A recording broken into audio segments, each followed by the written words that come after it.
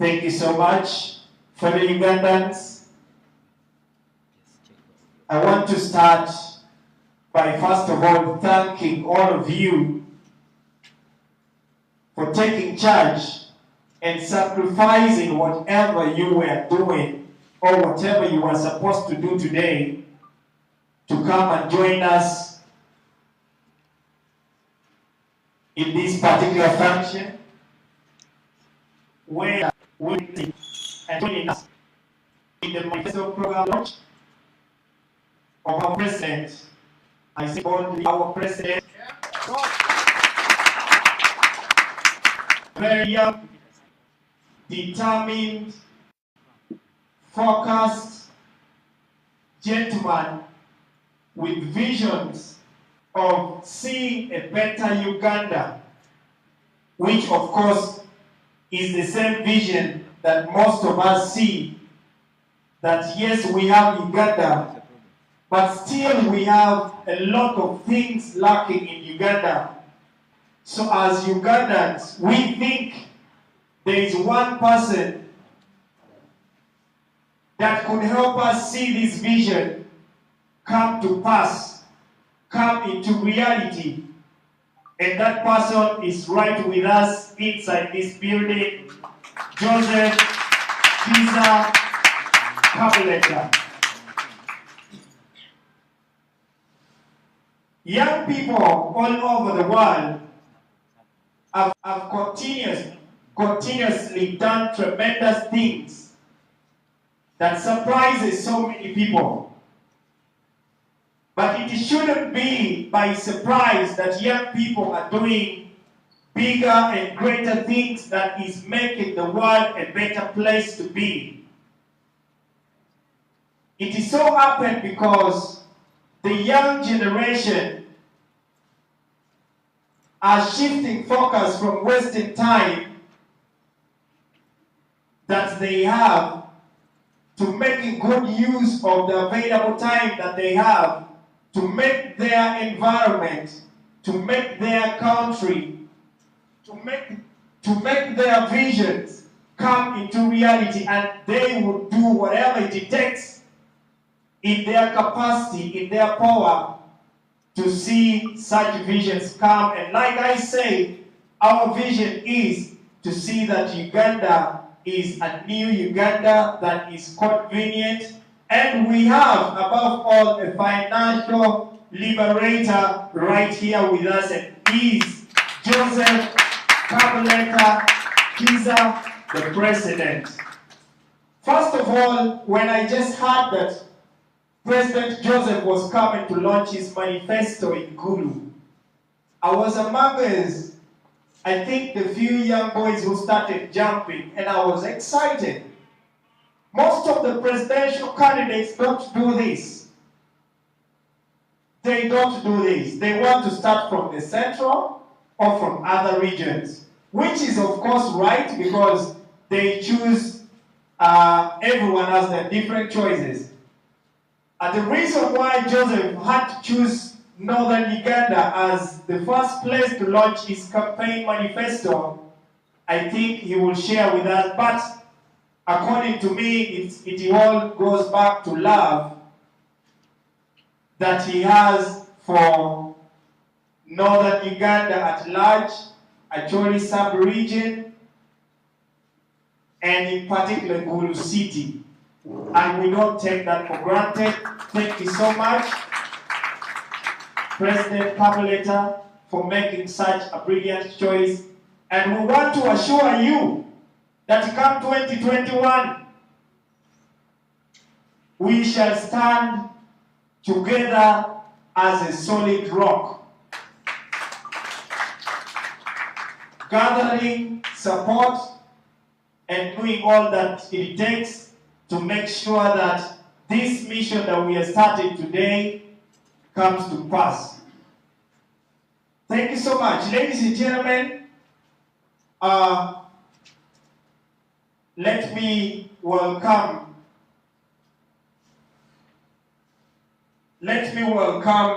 the dancers.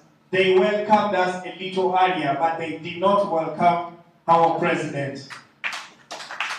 So can I welcome Luo Revolution one more time to come and officially welcome our president before we proceed with any other address. Luo Revolution, can we put our hands up together as they make their way?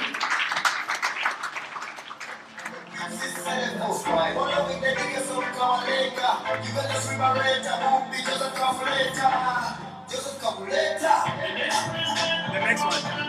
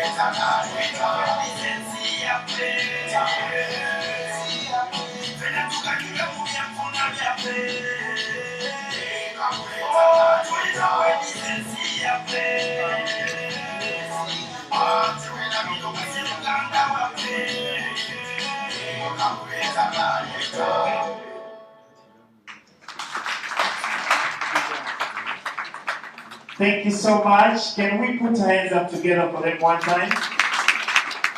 Claret in a very beautiful purple t-shirt with rock behind. Thank you so much.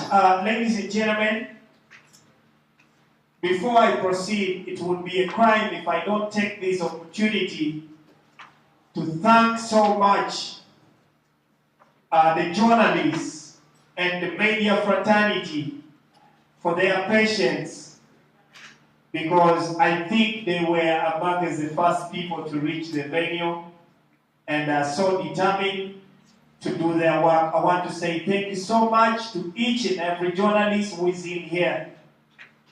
Uganda deserves to have better journalists like you. The ones in Gulu are so committed. I love what you people do. Thank you so much. God should continue blessing you. Well, right away, I will take this opportunity to invite our President, Joseph Kiza Kabuleta, who is going to join hands with a few selected people to walk him right there, and we will start by officially launching the campaign poster, and we come to official launching of his campaign manifesto for 2021. So with all due respect, Mr. President and the entire team, kindly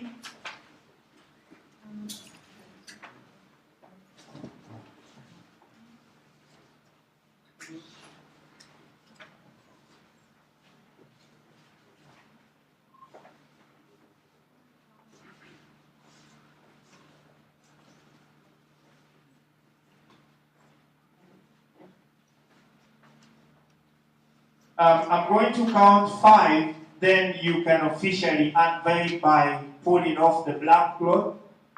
5, 4, 3, 2, 1. Kabuleta, Kabuleta, Kabuleta, Joseph, Kiza. Right there is a full detail that if you ever see somewhere you should be proud of. We have a very determined gentleman smiling and looking at you directly. Let's clap. And right below it we have what you should bear in your mind as you're going to face that ballot. President Kabuleta Kiza Joseph. The catchy word that you should always know, what should give you the zeal and the morale of voting for President Kabuleta, is the fact that he is a financial liberator. Kabuleta oye! Kabuleta oye! Kiza oye! Joseph oye! I love the fact that he is called Joseph, because in the Bible, the person who came back to Jesus, the father of Jesus was Joseph. How many people? Hey, you people are not believers or what? I expected many people to start shouting Joseph. So this shows that we are heading the right way with Joseph right with us. Ladies and gentlemen, let's resume our seats. And then, oh no, the press. This is special. This is very, very special.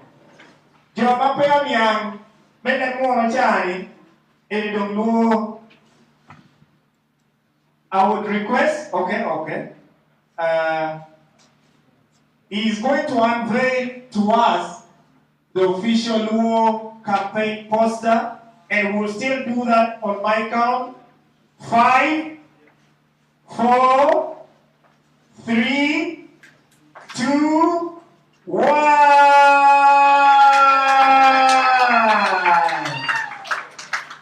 Hey yo.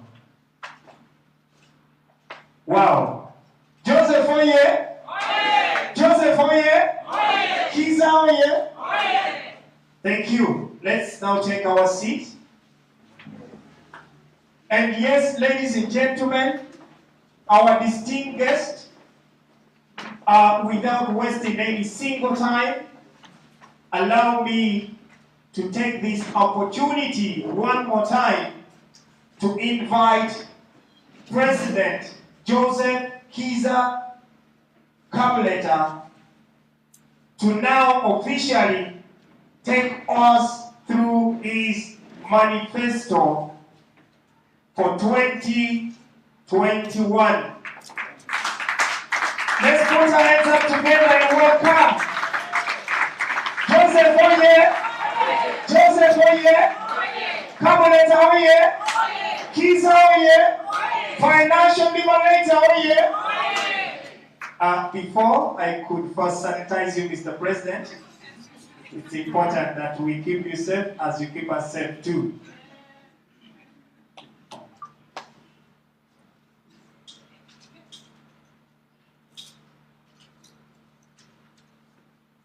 Thank you very much. Thank you so much.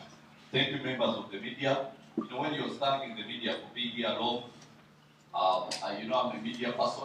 I have been a media person for 20 years. I joined the media in 1997, and I still consider myself a media person. But also, I would like to acknowledge the presence of some men of God in this place, because I am also a man of God. So before I go into liberating people financially, I'm a media person, and I'm also a man of God, and I will always be those things, even when I'm a president. Thank you very much. My decision to come here to Gulu was based on a number of things, because Gulu is the capital of the northern part of Uganda, this city, and I'm so glad to find it is thriving. There was a time, the first time I came to Gulu was about the same year that I joined the media. It was in 1997, and I came to this place, and there was a lot of turmoil. I remember seeing people walking from the villages to come and spend the night on the streets of the town. And it was a very, very disconcerting thing, because people would walk kilometers to come and sleep here and then go back during the day, to go back to their places. And I was thinking, must we have gone through all of that? But because of all of that, at the time when the rest of Uganda was at least, if nothing else, enjoying benefits of peace, the people of northern Uganda were not seeing them. So I decided that launching my manifesto in Gulu is good, because we need a lot of affirmative action for the people of this region, for them to recover from the years that were wasted through a useless war, and get back purely and completely on the path of financial prosperity. And since that is my stated mission, to bring people to a place of financial prosperity, then I would think ground zero in terms of getting everybody there is the place where I currently am standing. That's why I chose Gulu to come to this place and launch my manifesto. Now today, you'll understand that everything that is in this manifesto is geared towards one thing, and that is removing the shackles of the hands of people, financial shackles, and freeing them to innovate, to create, to produce, and to become financially prosperous. That's also because, since we are dealing with affirmative action, the one thing for which this government has been known and will forever be known is for its ability to deliberately impoverish Ugandans, because it believes that poor people are easier to govern. Now, that's what we want to turn around and prove that actually, when people are wealthy, their country is wealthy. And the aspirations of the country can never rise above the individual aspirations of the people in that country. Now, that's what we have to acknowledge here today, that by lifting your aspirations and making you see great things and lifting up your financial lives, so shall this country also be lifted up in our own aspirations to achieve middle income status, and eventually even higher than that, because that's our purpose. So that's the brief introduction. But in everything I say here today, everything, even if it's about education, even if it's about health or anything else that I say, it is purely for the purpose of ultimately putting money in people's pockets. That is why I am here. That is why God sent me to this place. God sent me here for the purpose of putting money in people's pockets. Because He said, my people have been made to suffer, yet their country is richly endowed with so many natural resources that are enough to make each and every one of them live a good life. but they are not living a good life because they have oppressive leadership. Now, that is what God is going to change. And make no mistake, He is going to change it. And I believe Uganda is a country endowed with vast natural resources. It boasts of a friendly climate, numerous minerals in commercially viable quantities, half of East Africa's arable land, billions of barrels of oil, and hundreds of tourist attractions. I believe that Uganda's rich endowment of natural resources may when fully harnessed, should produce wealth that is equitably shared. However, the persistence of widespread corruption inhibits the translation of economic growth numbers into dividends for all the citizens of this nation. I am determined to break that ceiling which separates the privileged few at the top of the income pyramid from everyone else, that is the rest of us. Chief among Uganda's resources, of course, are her people. According to a 2016-17 survey, Ugandan National Household Survey, Uganda's population stood at, that is about a few years ago, at 37.7 million, close to 7 out of 10 of these are working age, energetic and vibrant young people. Very few nations on the globe are in such privileged position in as far as having a vibrant young population is concerned. There are a total of 19 million Ugandans who form part of this working age population, but only 4 million are in gainful employment, where one can consider himself to be earning an income. But I'll tell you that even those who consider themselves to be in gainful employment, so many of them are not actually in what I would call employment, because they are in some kind of glorified slavery. Because if somebody earns 100,000 shillings a month, that is not gainful employment. Because I struggle to imagine how somebody lives off 100,000 shillings in a full month, in 30 days. So our purpose is to make sure that when we say somebody is employed, they at least have enough money to live a decent life. Okay? It might, at the beginning, it might not be entirely wealthy, but at least a decent life. Now we have teachers, for instance, and I will jump myself because of course I can't read all this and I have to summarize everything I'm saying here. But we have teachers who are earning 120,000 shillings. And now, a month, these are people who have gone to school, acquired teaching licenses, and are supposed to be charged with producing brains that are going to take this country to the next stage. But they are earning far less than a decent wage. And now, with that amount of money, they are expected to actually have families, take their own children to schools where they teach, and be able to take their children to hospitals and things like that. Now, that is not possible. And those are the things that have bothered me for quite a long time. And when I come here and say that we are dealing with financial liberation, it is not something that comes out of my head. It comes out of my heart. The average monthly income of those in paid employment is 168,000 per month. That is average. 168,000. The average, that's the topmost divided by the lowest, is 168,000. That means there are so many who can earn less than 50,000 in order for the average to be 168,000 per month. Now that is shocking, because even 168, even those who are at average status, I'm not talking about those who are at the bottom. I'm saying even those who are in the middle still do not have a living wage. Because 168,000, you really have to squeeze a lot to fit in all your needs, especially if you have a family, in that amount of time. Which translates, the 168,000 a month, which translates to a total of 2.16 million per annum. This is less than the minimum income tax threshold of 2.82 million a month. That means that almost all able working Ugandans cannot even sustain the economy because they are out of the taxable bracket. They earn too little to be taxed. Now, our purpose here is not the taxation. Our purpose here is to increase their income so that even if you put somebody from 168 million to let's say 1.5 million, then you can come and say, I am taxing you. Because at least now you have something close to a living wage. So our purpose is not to take money away from Ugandans, but to put money into the pockets of Ugandans. And even if taxation is a reality that will always be with us, it has to be done in a way that suits everybody. In fact, in a way that we first invest in your well-being as a government before we ever show up to tax you. As it is right now, the government is milking cows that it has not fed. So they are trying to get things from people whom they are giving nothing in return. Now, taxation is supposed to be a two-way street, where one person gets a fraction of what they have given somebody else. So those are some of the. So why is this the case? There are two major explanations for the current state of financial livelihoods of Ugandans.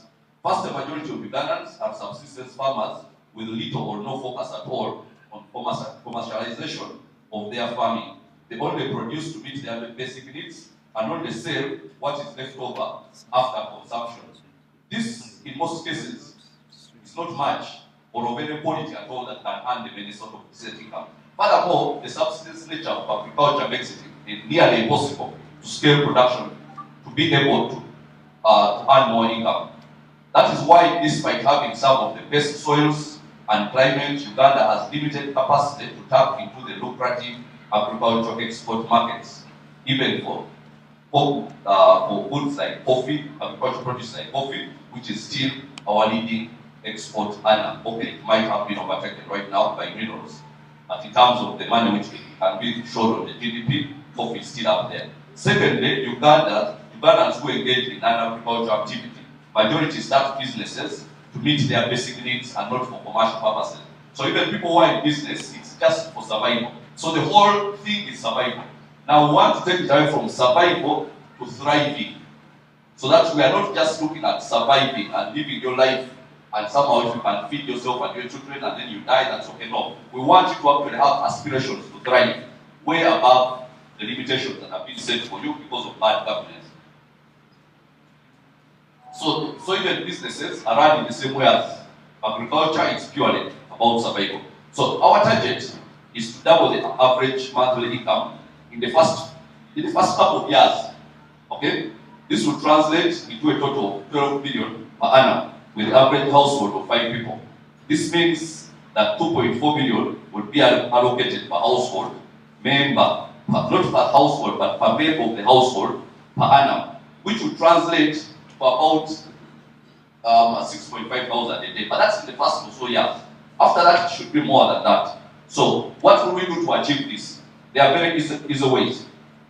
Agriculture holds the key to increase in our tax base, including the 17 million Ugandans excluded from the tax bracket. Now, here is the figure. Only 20% of Ugandans actually are involved in the tax bracket because the rest are less, a lot less than is taxable. So agriculture, which is supposed to be very big for us, only contributes 20% of GDP and only contributes 1% of government income.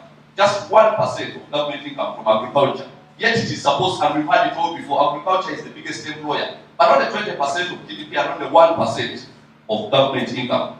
Now, how does that compare to, let's say, other countries? I'll give you how it compares, let's say, with Kenya. In Kenya, where they still have cooperative societies, which we had in the 1980s, before these Bushmen came and destroyed our way of life. Kenya still has cooperative societies, okay? And those societies existed until 1980s, about 1987, 88, when they were all systematically dismantled as a way of keeping people in peasantry. Okay, now listen to this statistics about Kenya. Cooperatives have, to date, an estimated value of $6 billion in savings in Kenya. Cooperative societies have a savings of $6 billion. Now, $6 billion is about half of the entirety of Uganda's budget for 2020-2021. Our budget is just over 12 billion. In Kenya, just the cooperative societies within themselves have savings of $6 billion. That means the farmers are rich. You understand? Because that's their money. And they control it. It's their money, it is their people controlling it. So that means that they are rich. But also listen to this. That's $6 billion in savings and deposits. And they have generated assets worth about $5 billion. Now, on top of holding $5 billion, on top of having $6 billion in actual savings, which belong to farmers, they have assets. They have born and built, as cooperative societies, built things which continue to earn the farmers money, not even from their produce, but from other businesses, worth $5 billion. So this accounts to about 30% of Kenya's GDP. Furthermore, 9 in 10 of housing units in Kenya are financed through cooperatives. So 9 out of 10 people in Kenya build their houses through cooperative unit, through these cooperatives. And listen to this, the cooperative societies and the people who are under them provide employment for 80% of Kenyans. 80%. But now here is where the comparison comes with Uganda. In Uganda, farming only contributes 1% of government revenue. In Kenya, farming, because the farmers are very rich, contributes 45% of government revenue, as compared to 1% in Uganda. Now it's almost as if Kenya are in a different world, yet they are actually our neighbors. Now to give you examples, things from other, even countries which are supposed to be poorer than us, like Rwanda, you will be shocked to find how much steps they have made while we were sleeping, and here claiming that we want no change, and saying that people want to secure your future, and they actually want to secure their family's future.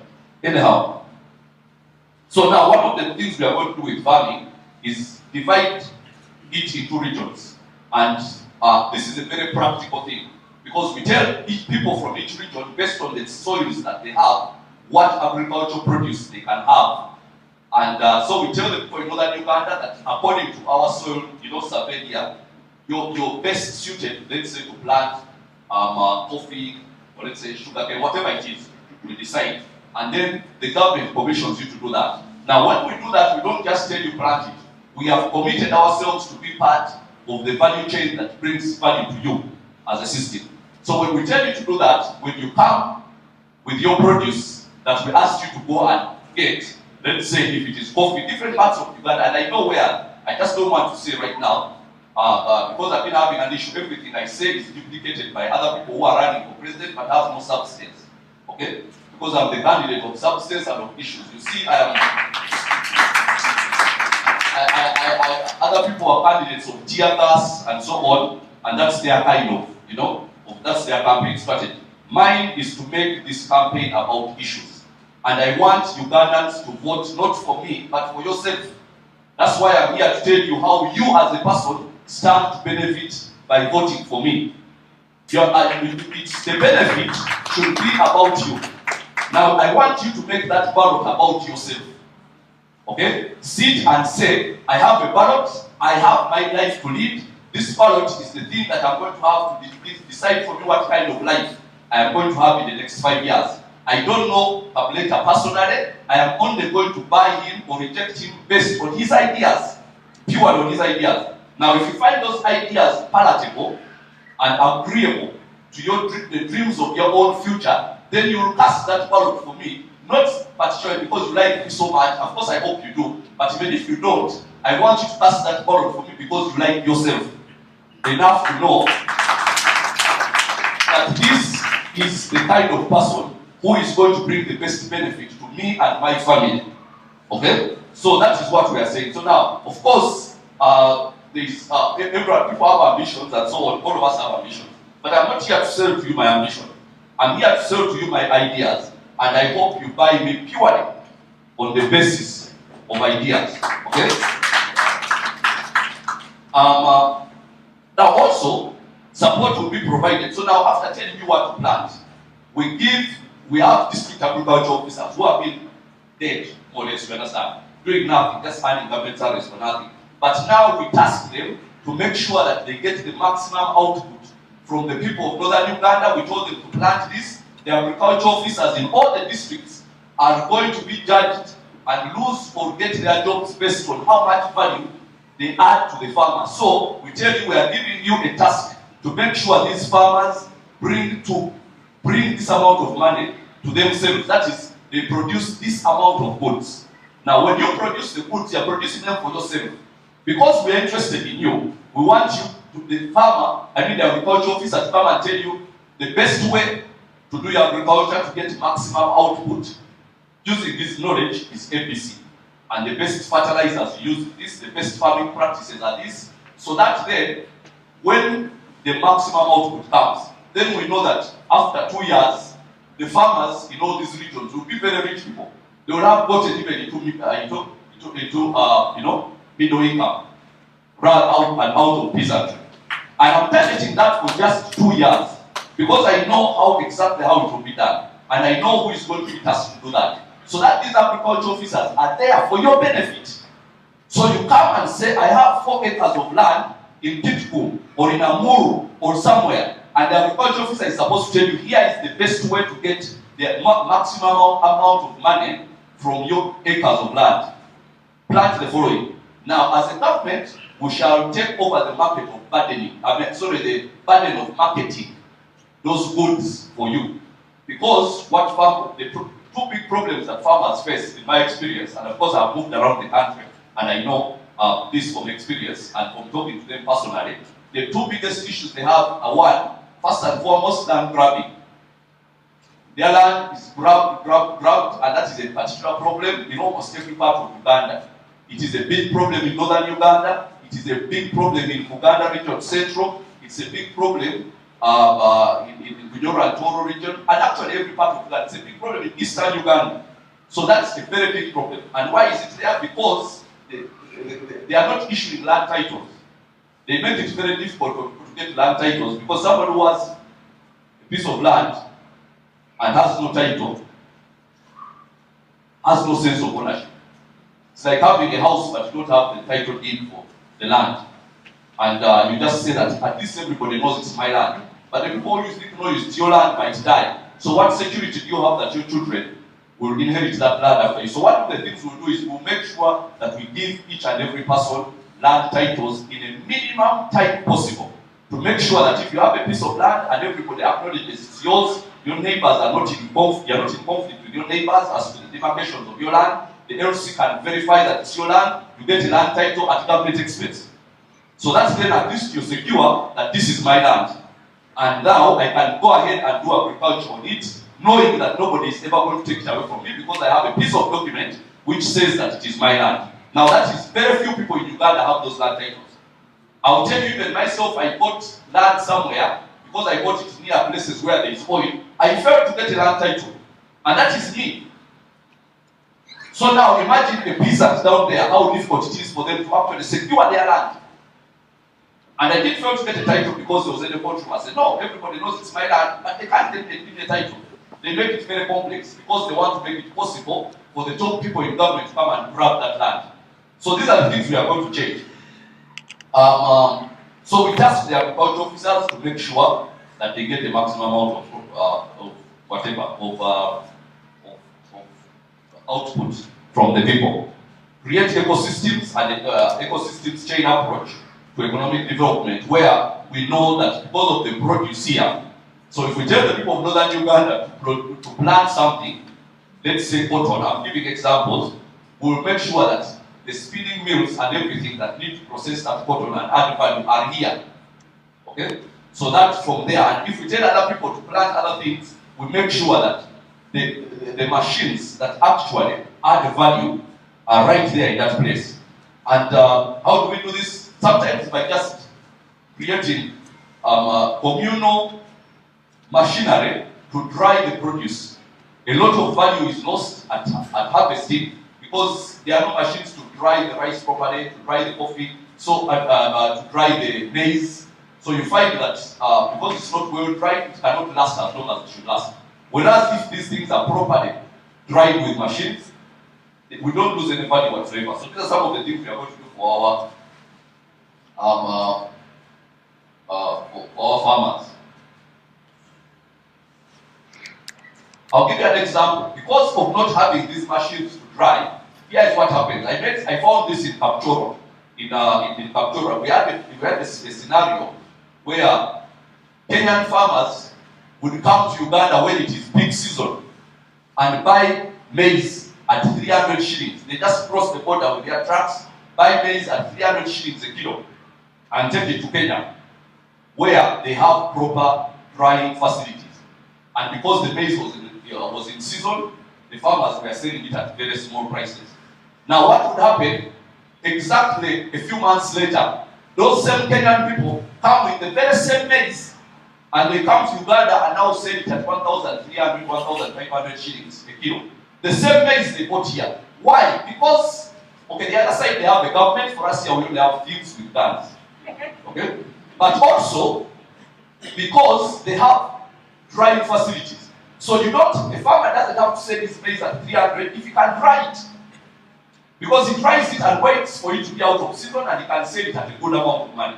But because he doesn't have that machinery and because his level is too small for him to invest in that machinery, he loses all that value. Imagine you sell your own maize at 300 shillings a kilo and buy it at 1,500 a kilo, just because you don't have a machine.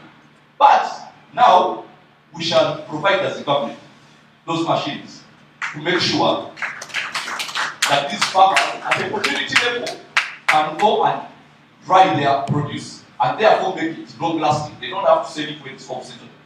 And those are some of the things which we find very disturbing. So I have to rush very fast. Fiscal policy.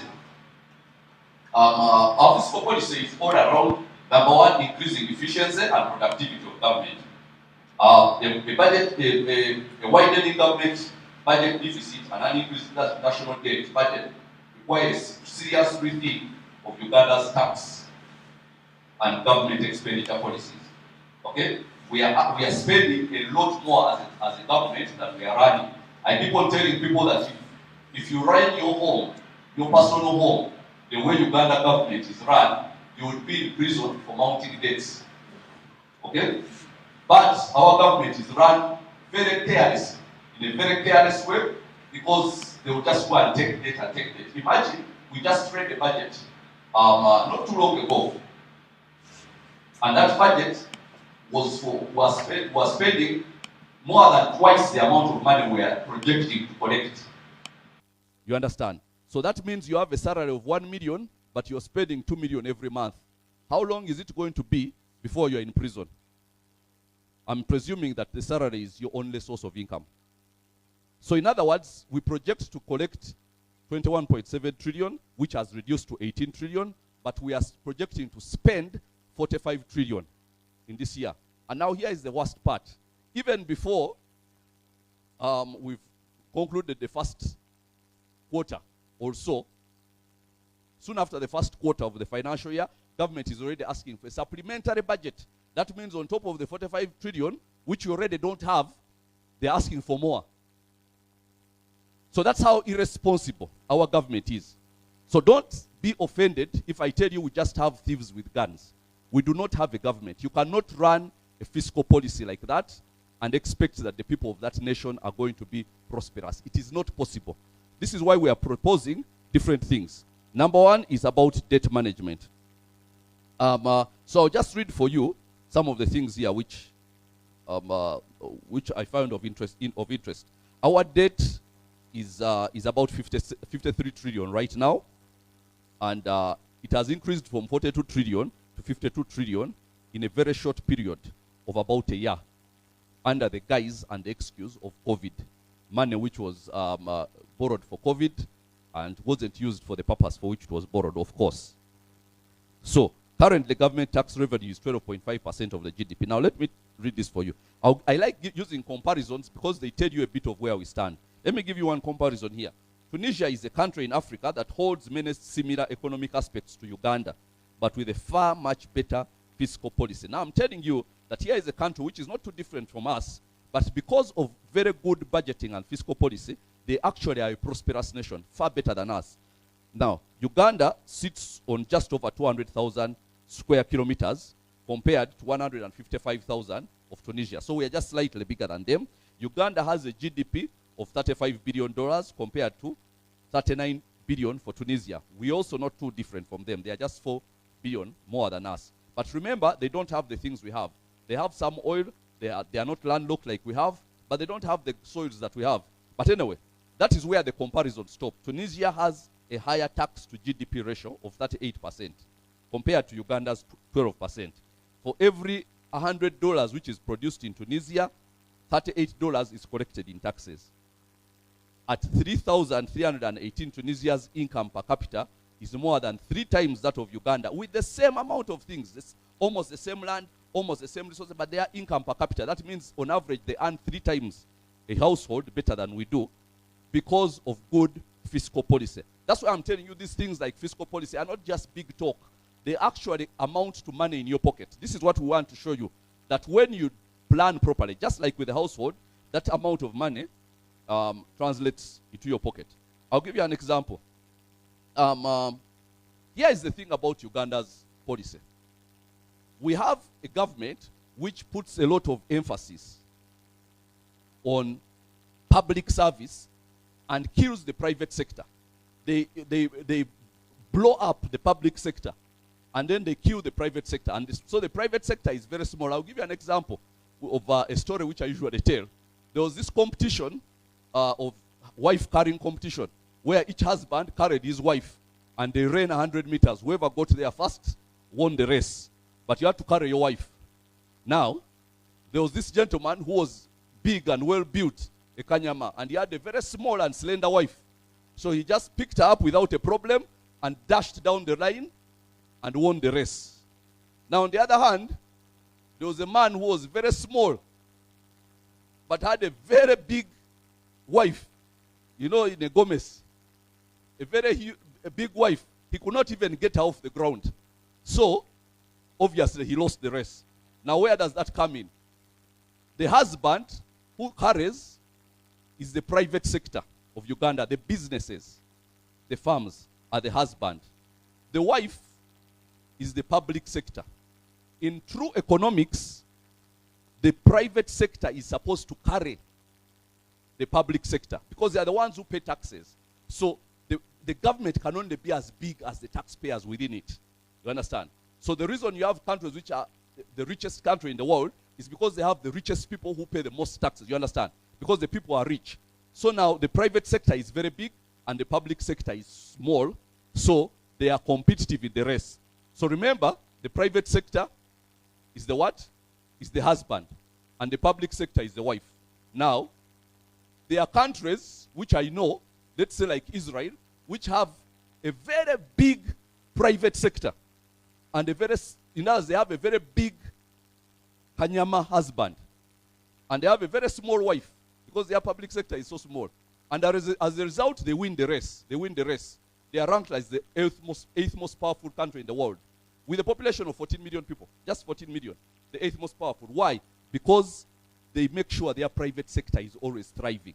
Now, Uganda are the country which has a very fat wife of public sector spending, of tens of ministers, permanent secretaries, ministers, ministries, district administrative units, salaries. Can you imagine we pay about 10.2 trillion shillings in just paying wages?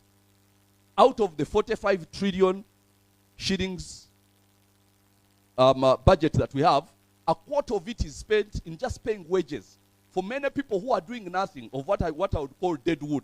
So we have a very thin husband and a very fat wife. So when they say, when the gun goes now, run, the guy cannot even take her off the ground. That is Uganda. So we lose every race because our wife is getting to it. So what do we do in such a scenario? If we are to start becoming competitive in this race, of this economic fiscal policy race, two things we do. Number one, we put the wife on a diet of vegetables and water. So that includes cutting down government expenditure, reducing dead wood, reducing these wage bills, and all these four-wheel cars, four-wheel drive cars, and so on, which have to be brought. So now we put the wife on a diet, a strict diet. So now she starts reducing what? Weight. Then now we go and get the husband and give him some milk and meat and peanut butter, OD, so that the husband does what? Gain some weight, and then we tell him to go to the gym. Now, after around 2 or 3 years, the husband has become, stronger, and the wife has become leaner. Now we are able to compete in this race of fiscal policy. So these are some of the things we do. Now, I'll tell you, the income tax threshold of Uganda, for those people who earn salaries, is 235,000 a month. If you earn less than that, you do not pay as you earn. But listen to this. We want to increase that to at least 500,000. Below which, if you earn less than 500,000, pay as you earn is not your problem. But how do we get that? How do we recover that money? I'll tell you how. Because the people, even at 235,000, it's only 1 out of 10 people. 10% are the ones who qualify for it. Only 10%. 90% earn less than 235,000 a month. Now that tells you there is something terribly wrong with this country. How can 9 out of 10 people earn less than 235,000 in a country as richly endowed as this that we live in? What excuse do we have to tell God when he looks down on Uganda and he sees the tourism potential we have, the minerals that we have here, you know, the oil that we have, okay, the agricultural land that we have, and then you tell him, God, we are poor. He says, look at, there are countries which have half of what you have and they are rich. Look at what I gave you. Uganda, the things I put in your soil, which I gave you. What excuse do you have to be poor? You know what we'll tell God? Bad leadership. But now we are going to change that. And I will tell you that in 2 years, we shall not have an excuse to be poor again. That's what we are going to eliminate. So that when we look and say, God, finally, we are beginning to enjoy the life that fits into the resources that you've invested in us as a country. So, okay, I want to rush. So we have to cut a lot of the budget of ministries and departments, ministry departments and agencies, which is a lot of money, 10.2 trillion.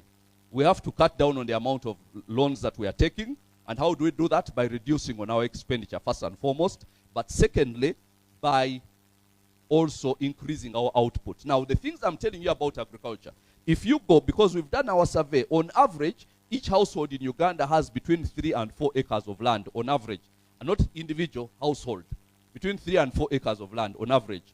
And I know exactly how we can use 3 acres for each and every person to have a decent income, a very decent income. With 3 acres, I'm talking about somebody in the village who has nothing else.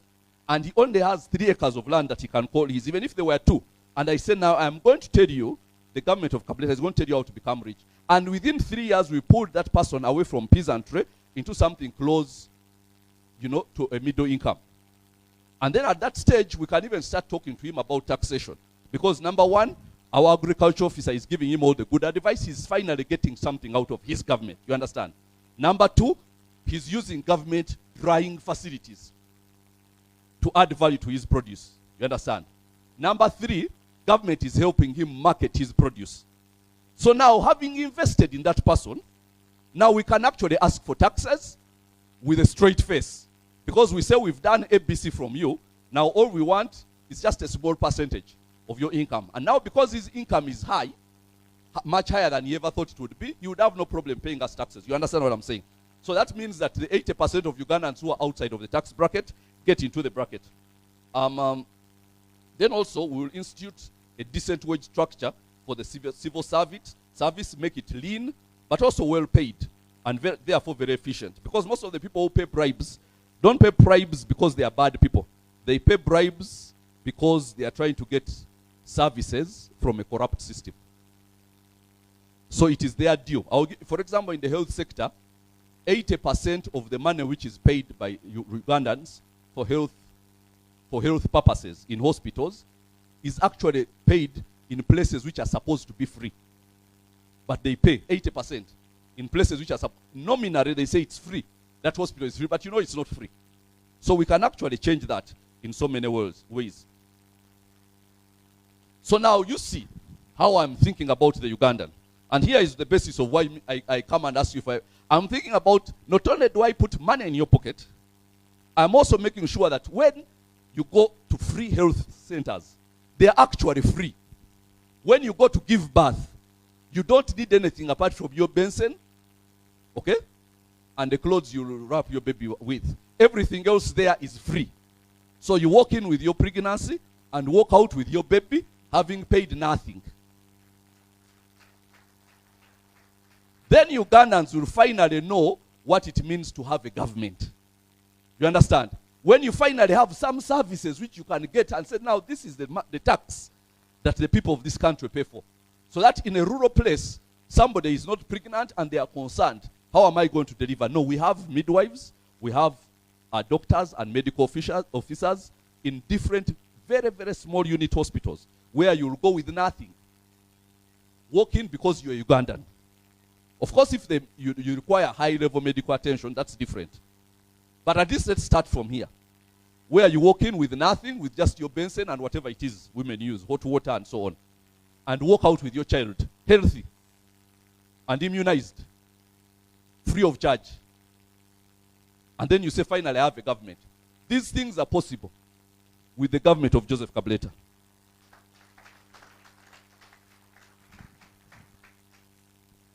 So here is our target for the public service: a merit-based and politically neutral public service, a well-structured, right-sized, and well-paid public service. Remember, well-paid is very important. For me, paying is very important. People have to work and get paid.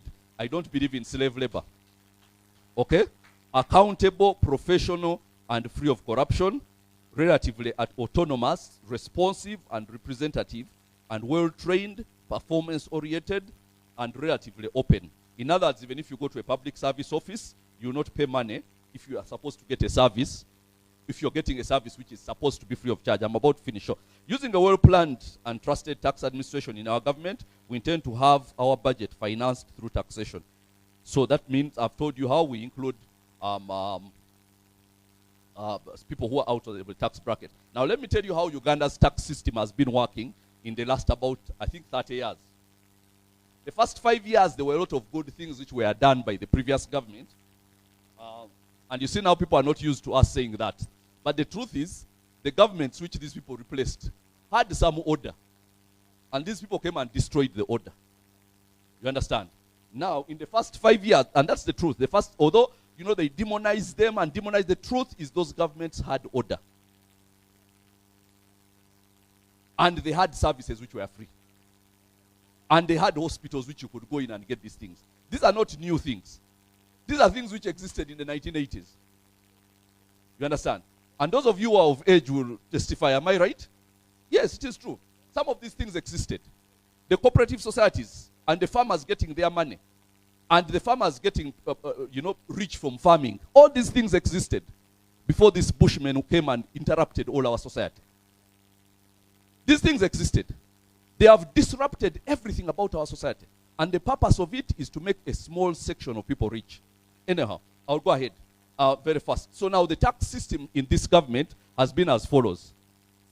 20% of the people whom I call the middle status or the middle class are the ones who pay the taxes. They are about 20% middle class. That includes corporate, that includes, I'm saying income tax. Of course, everyone pays tax through, fuel consumed, paraffin, everything you buy, airtime and so on. But I'm talking about income tax.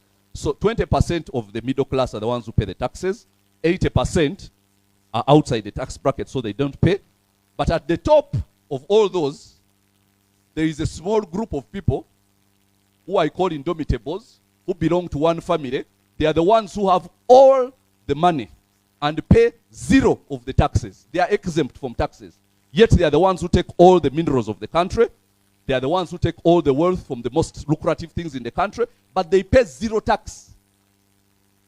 Who can tell me where we export $1.25 billion of gold? Who can tell me where those taxes are? Nowhere. Why? Because they belong to those people. The tax burden is supposed to be for us. For them, they don't pay. They are like royals. You know those whatever where they have royal families, where the royal family does not pay tax. Federalism system. So that's what we have right now. Where there are some people now 20% of the middle people. That is somebody who got his car job there. Is earning 800,000, but he's giving 300,000 to government out of his 800,000. And yet there's somebody who is earning billions of dollars, but is giving zero.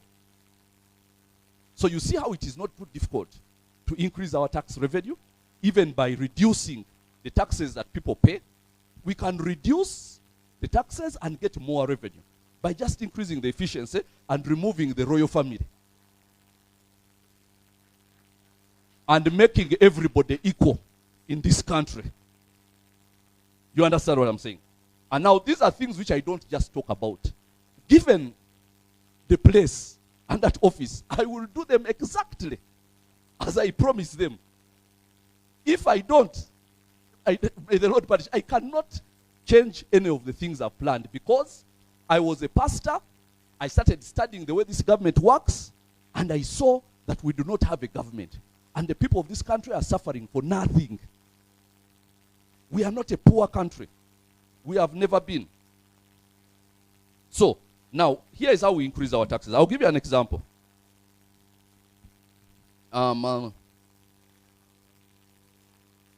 Okay, I'll just give you one, because we have to. There is very little correlation between, for instance, the tax policies say that foreigners who come into this government, into this country, after 180 days of being here, they have to start paying tax over the revenues they earn in this country. URA is not been collecting that. They are busy squeezing the necks of Ugandans and letting foreigners who are getting a lot of money not even at the very least pay taxes. I have my issue with foreigners getting more money than Ugandans in Uganda. I have a big problem with that. But even before we get to that, at least they have to at least pay the taxes, because they add a lot of money, repatriate all that money to their countries and pay no tax. You understand? So we have to change some of these things, and there are so many places of taxable income, where there is taxable income, where it is not being harvested, because Uganda Revenue Authority is busy there to use taxation as a way of, to fulfill the government's policy of making Ugandans poor. Now, here is where my taxation policy varies. Number one, we believe that we reduce taxes considerably for everybody. For instance, we can reduce the pay as you earn. Pay as you earn in Uganda is very high at 30%. That is the money that corporate people pay when you get a salary. The difference between your net income and your gross income is 30%. That's really high. You understand? So how do people dodge that tax? Because people who have the title of consultants only pay 15% tax. So many people who are supposed to be employees stay in as consultants, because they are dodging the extra 15% of the tax. Now, if we reduced that tax from 30% and brought it much lower, all these consultants, we shall make sure that they have to also now become what? Employees. So we increase the base. But now what happens is a few people who are compliant are being squeezed. I'll give you an example. I remember some time ago when I was, I used to look at my electricity bill, and it was a lot. That was before Yaka and so on. It was a lot. And I would say, I'm alone in this house. How can I be paying in excess of 100,000 shillings a month in electricity tariffs? And every time I would say, I would hear they're increasing the electricity tariffs. They're increasing the tariffs. I said, but how are they increasing them? Because they're already high as it is. So I asked somebody, how come the tariffs are so high? And our electricity tariffs are extremely high in this country. Yet countries which get electricity from Kenya are actually charging less for electricity. So I was asking, how is that possible? Then the man told me it's because so many people default on electricity. So I said, wow, that's amazing. So because so many people default, the few of us who want to be honest are the ones who are squeezed and squeezed and squeezed. Why should I be charged extra money because some bureaucrat is not being efficient in the collection? You understand? So by increasing the efficiency, we can reduce. Now, they were telling me if everybody paid the electricity, the tariffs would have come much lower. Whose problem is it that people are not paying electricity? Mine? No. It is for those people who are paid money to get that. But because they are doing a shoddy job, they just keep on increasing. You see how it works. So now there are people in Europe who are doing a shoddy job recovering VAT taxes. When I go to a restaurant, they will tell me this is how much you pay for your food. This is for VAT. And then they don't recover the VAT. They are supposed to get it. URA, but they don't. And then when at the end of the year, when they see we want to increase taxes, what do? Increase tax on airtime, OTT, do this. They go for the easy to manufacture, to collect taxes, like fuel and so on. But if we actually increased efficiency, we could reduce all those taxes. There is no need for tax those, but I'll give you an example. There are so many multinational companies which earn a lot of money from here. But let me first tell you the purpose of our tax policy. First of all, reduce considerably the amount of tax paid by widening the base, increase efficiency of tax. But thirdly, and most importantly, we shall never use URA as a means of fighting political opponents. Because that has been, I know so many formerly rich businessmen who have been brought to their knees because they dared to support an opposition candidate. Now, when we get a government of Kabuleta where all civil liberties are, even if you used half of your income to support my rival, taxation is about principle. What is rightfully taxed? Now, what is not taxed, you have the liberty to use it as you want. Because elsewhere in democratic countries, people collect money from their people. Now, I've been talking to businessmen who tell me that your ideas are so good, we wish we could contribute towards your campaign. But they cannot. Why? Because they fear the minute they trace any money that I have to anybody, the next day URA will be there giving them very wicked taxes, which are not even true. You understand? And they are using URA as a means of political, suppression. Now, our tax policy is going to be equitable, based on principle, not based on stupid political vendettas. That is my promise to us in the time in which we are going. Okay, let's move on. I'll give you an example of places we can get taxes. There are so many foreign or whatever companies which make a lot of money here, but they are never taxed. Do you know that other countries tax Facebook, Twitter, Airbnb for the money that is made in that country? Now, for us, instead of taxing those, we tax the people who use them in OTT. You know what they call that? Stupidity. Because it's estimated that Airbnb made $120 million from Uganda. They don't tax a single one of it. But when you want to check Facebook, they will come and tax you. That is stupidity. Okay? It's what?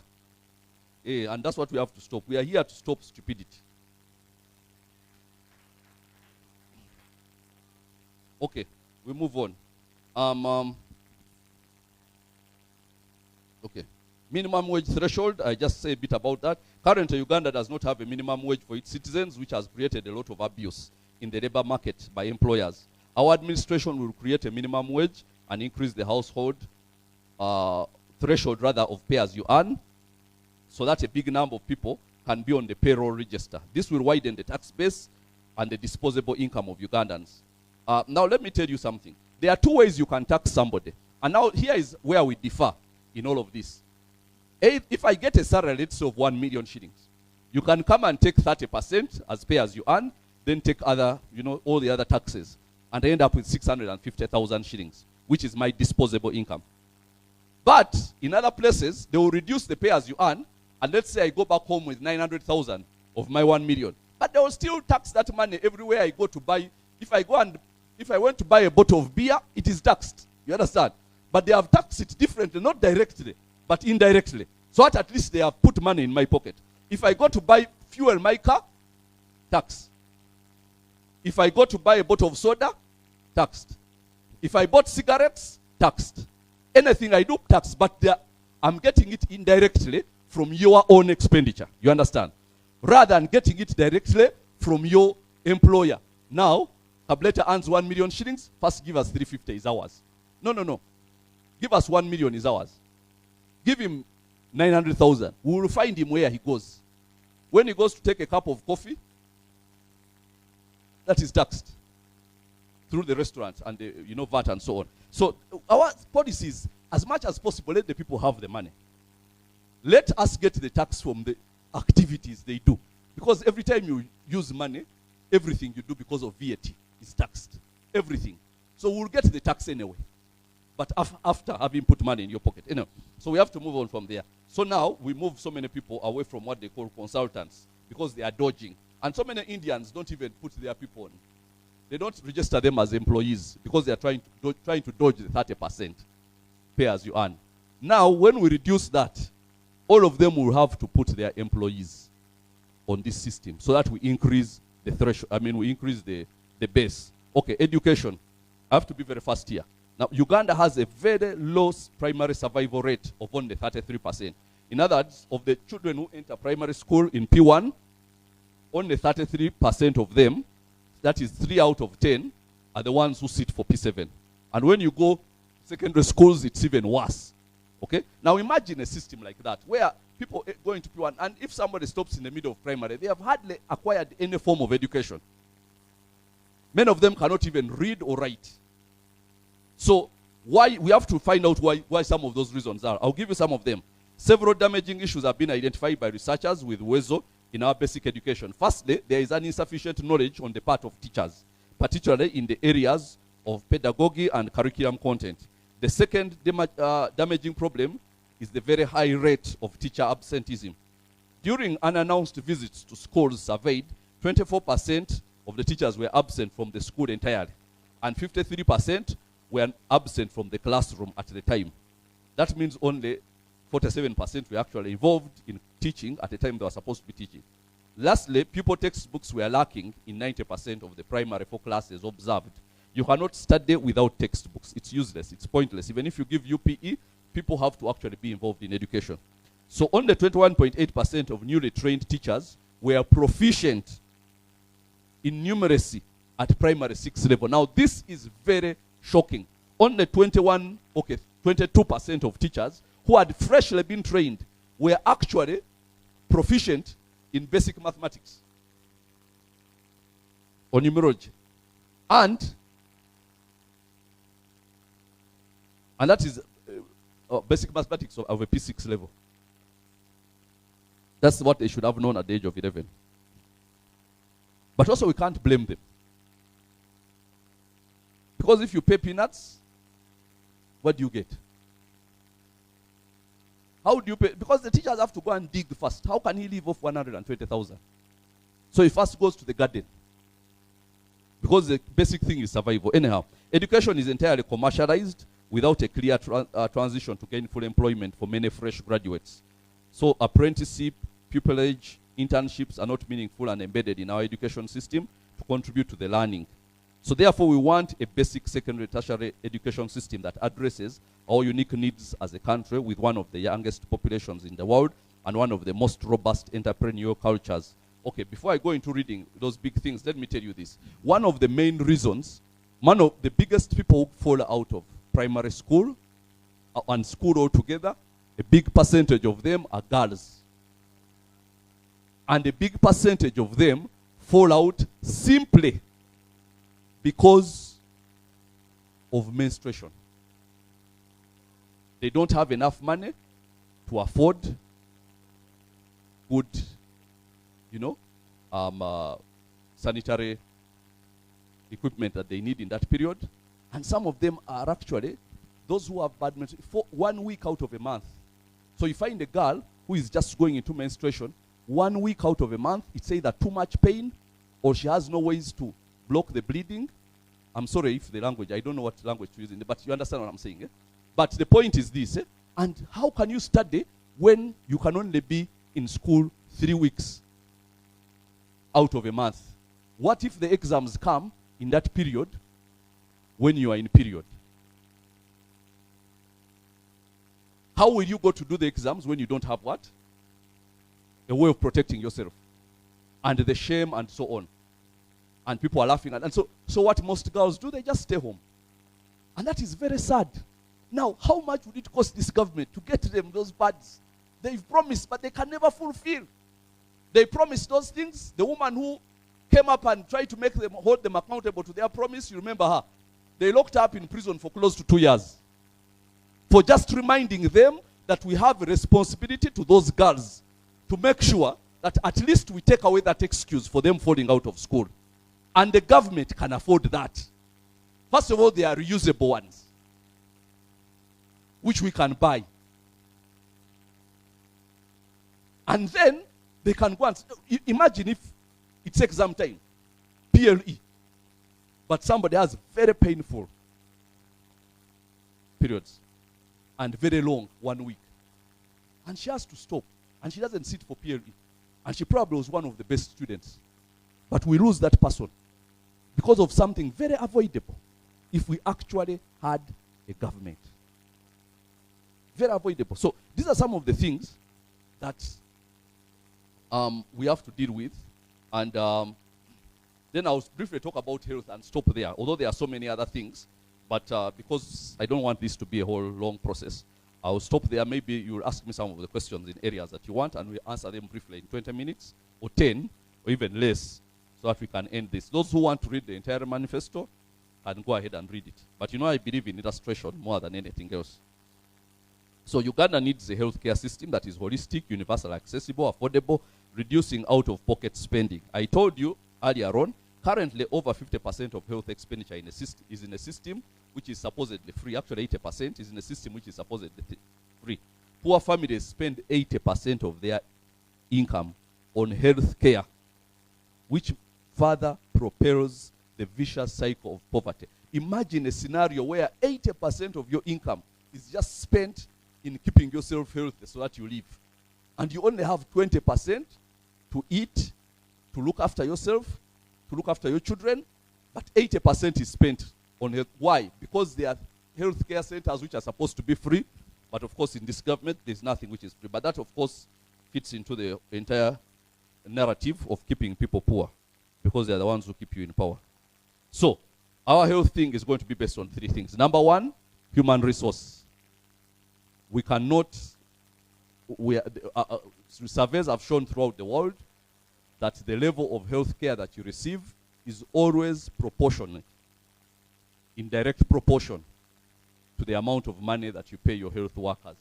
We cannot pay health workers the peanuts that we have been paying them and expect that they are going to be the best health workers. So we have to improve there. Then we also have to improve the reach, first of all, of these health facilities to make sure they are across. Then we have to improve the welfare of the health workers.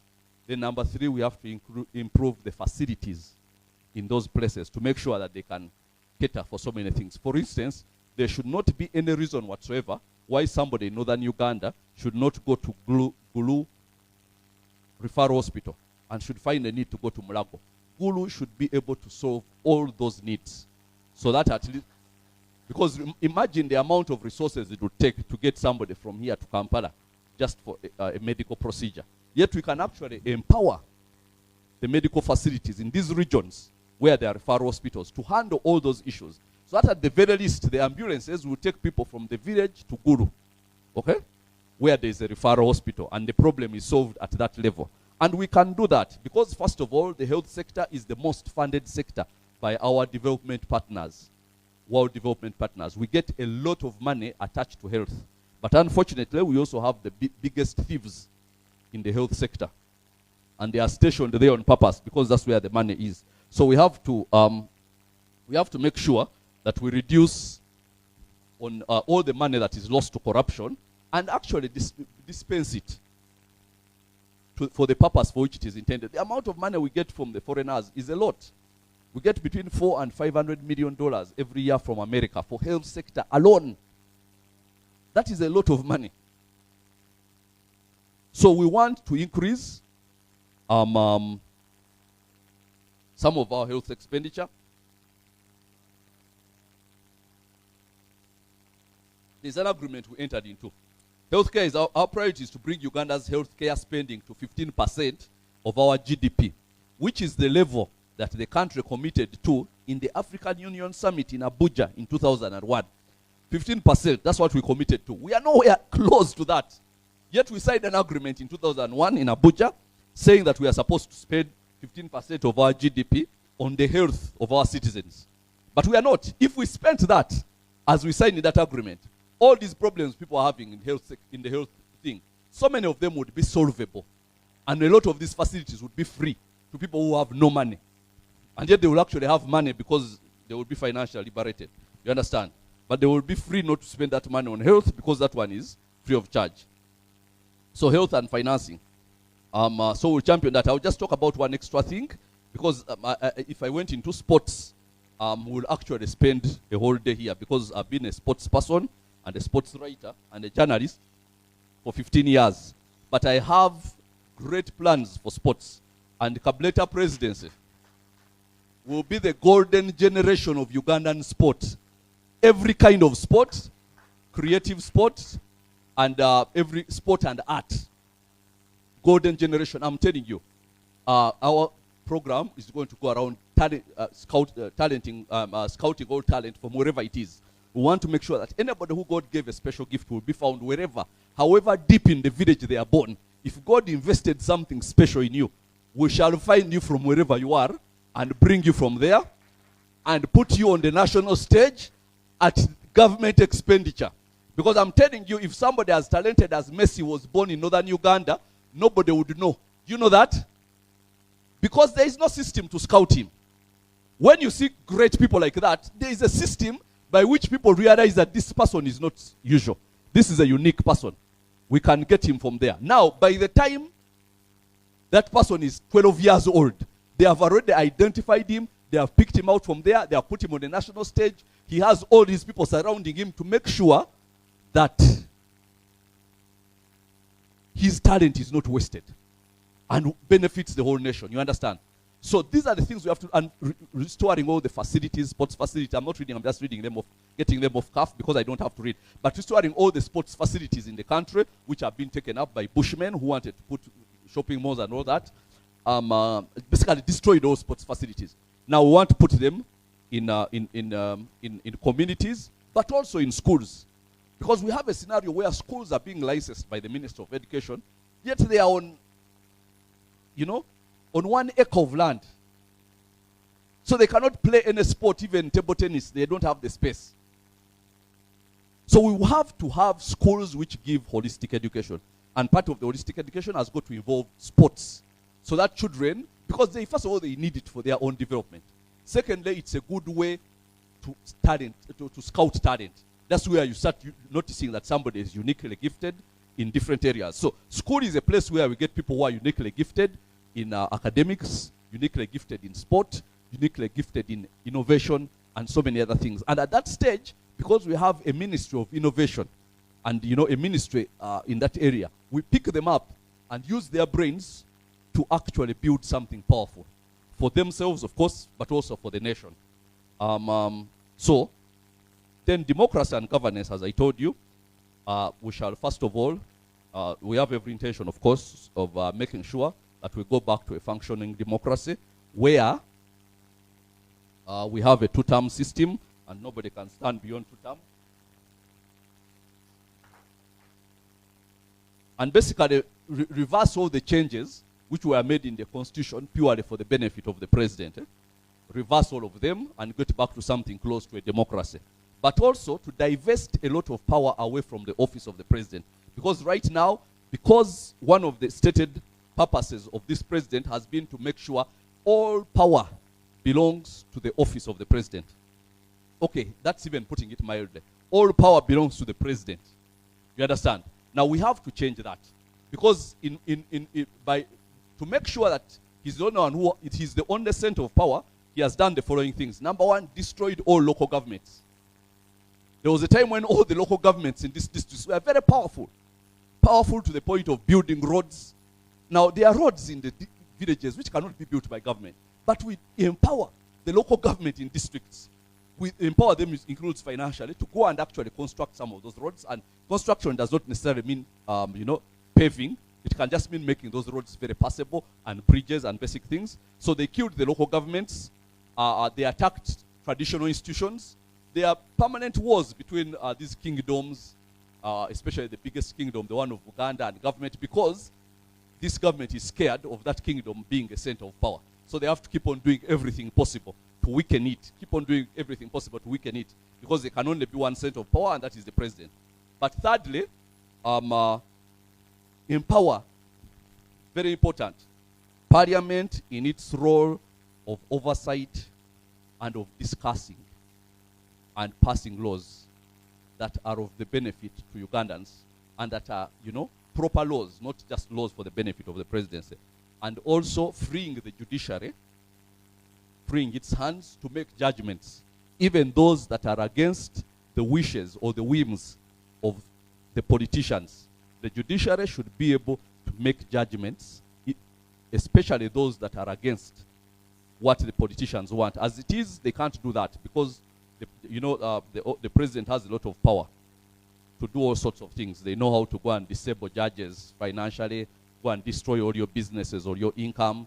They know how to transfer you to some places where, you know, some kind of punishing transfers and so on. As a result, all judges make their judgments from a position of fear. Now we have to free them to make judgments purely on the position of law, what the law says. And then they are free, their hands, they can rule against the president, and there is not going to be any punishment. There is not going to be any consequences in form of financial sabotage, in form of, you know, punitive transfers and so on. And all the other means this government has left as at its proposal. I think I can't touch everything, but I've said as much as, you know, there's a whole half booklet here. If I went on, all of you would go to sleep. But there are so many things which we have intentions of doing, and I hope by just us bringing this out. I didn't mention the area of tourism. Let me end with this, by the way. I almost forgot. Now, this is very, very important to us, because part of our economic plan, my economic plan, involves I want to have 2 extra international airports in Uganda. Now, that would make them 3, and there will be another one in the oil place, which they are planning, which would make them 4. Just so you know, Tanzania has 6 international airports. So some of you will say, that's a lot, where, because you are used to this small bushman thinking of there is only 1 airport in the country. That's not how we are going to be thinking. We are thinking large, you understand? Because we are enlarging. Now, I know where the 2 other airports are going to be. First and foremost, I'll start with this one because, of course, it's where I am. We will have an international airport in Gulu. That is not, I have my sentimental attachments to Gulu, but I am not making that decision based on sentiment. I can promise you that. I made that decision having consulted so many people, and they said that for the purposes, I mean, especially, we shall get the money we shall spend building that international airport from tourism mostly, but also trade. I will explain how. The one thing tourists hate to do is to travel 8 hours from the airport to where they are going. If a tourist comes and lands in Entebbe and wants to go to Kidepo, or wants to go to raft, you know, at Aru Falls, or wants to go to these places in West Nile and all those areas, and you know, other falls within this place. He doesn't, because he comes here, he has 2 weeks. He has worked for 11 months. He has 1 month off. In that 1 month, he has given Uganda, let's say, 7 days. Now, he doesn't want to spend a full day traveling from Kampala to Gulu, just so that he can go to Aru, you understand? So he will not go there. He will find another place where there is an airport. And by doing that, you've lost that money. So now Gulu International Airport is about 2.5 hours from Kidepo, or 3. So at least that's manageable. That is not a whole day spent. So we have to market our things. So Fort Portal area has the biggest concentration of crater lakes of any other place in the world. Biggest concentration of crater lakes. 1 hour away from the airport in Kasese. Those who want to go to windy, impenetrable forest, a short distance away. You don't have to waste a whole day. Perhaps about 2 hours or less to windy, to see the, you know, the mountain corridors. Those who want to go to Queen Elizabeth National Park, there. Actually, the airport in Kasese will be we shall have recovered the money in less than 2 years because of all the advantages that will come with it. So rather than somebody landing in Entebbe and 8 hours, they just land straight. Now there are so many people from South Africa and who just want to come and see the things that we have here. But the whole thing of spending how many hours on the road, they block that. So we put those 2 other airports.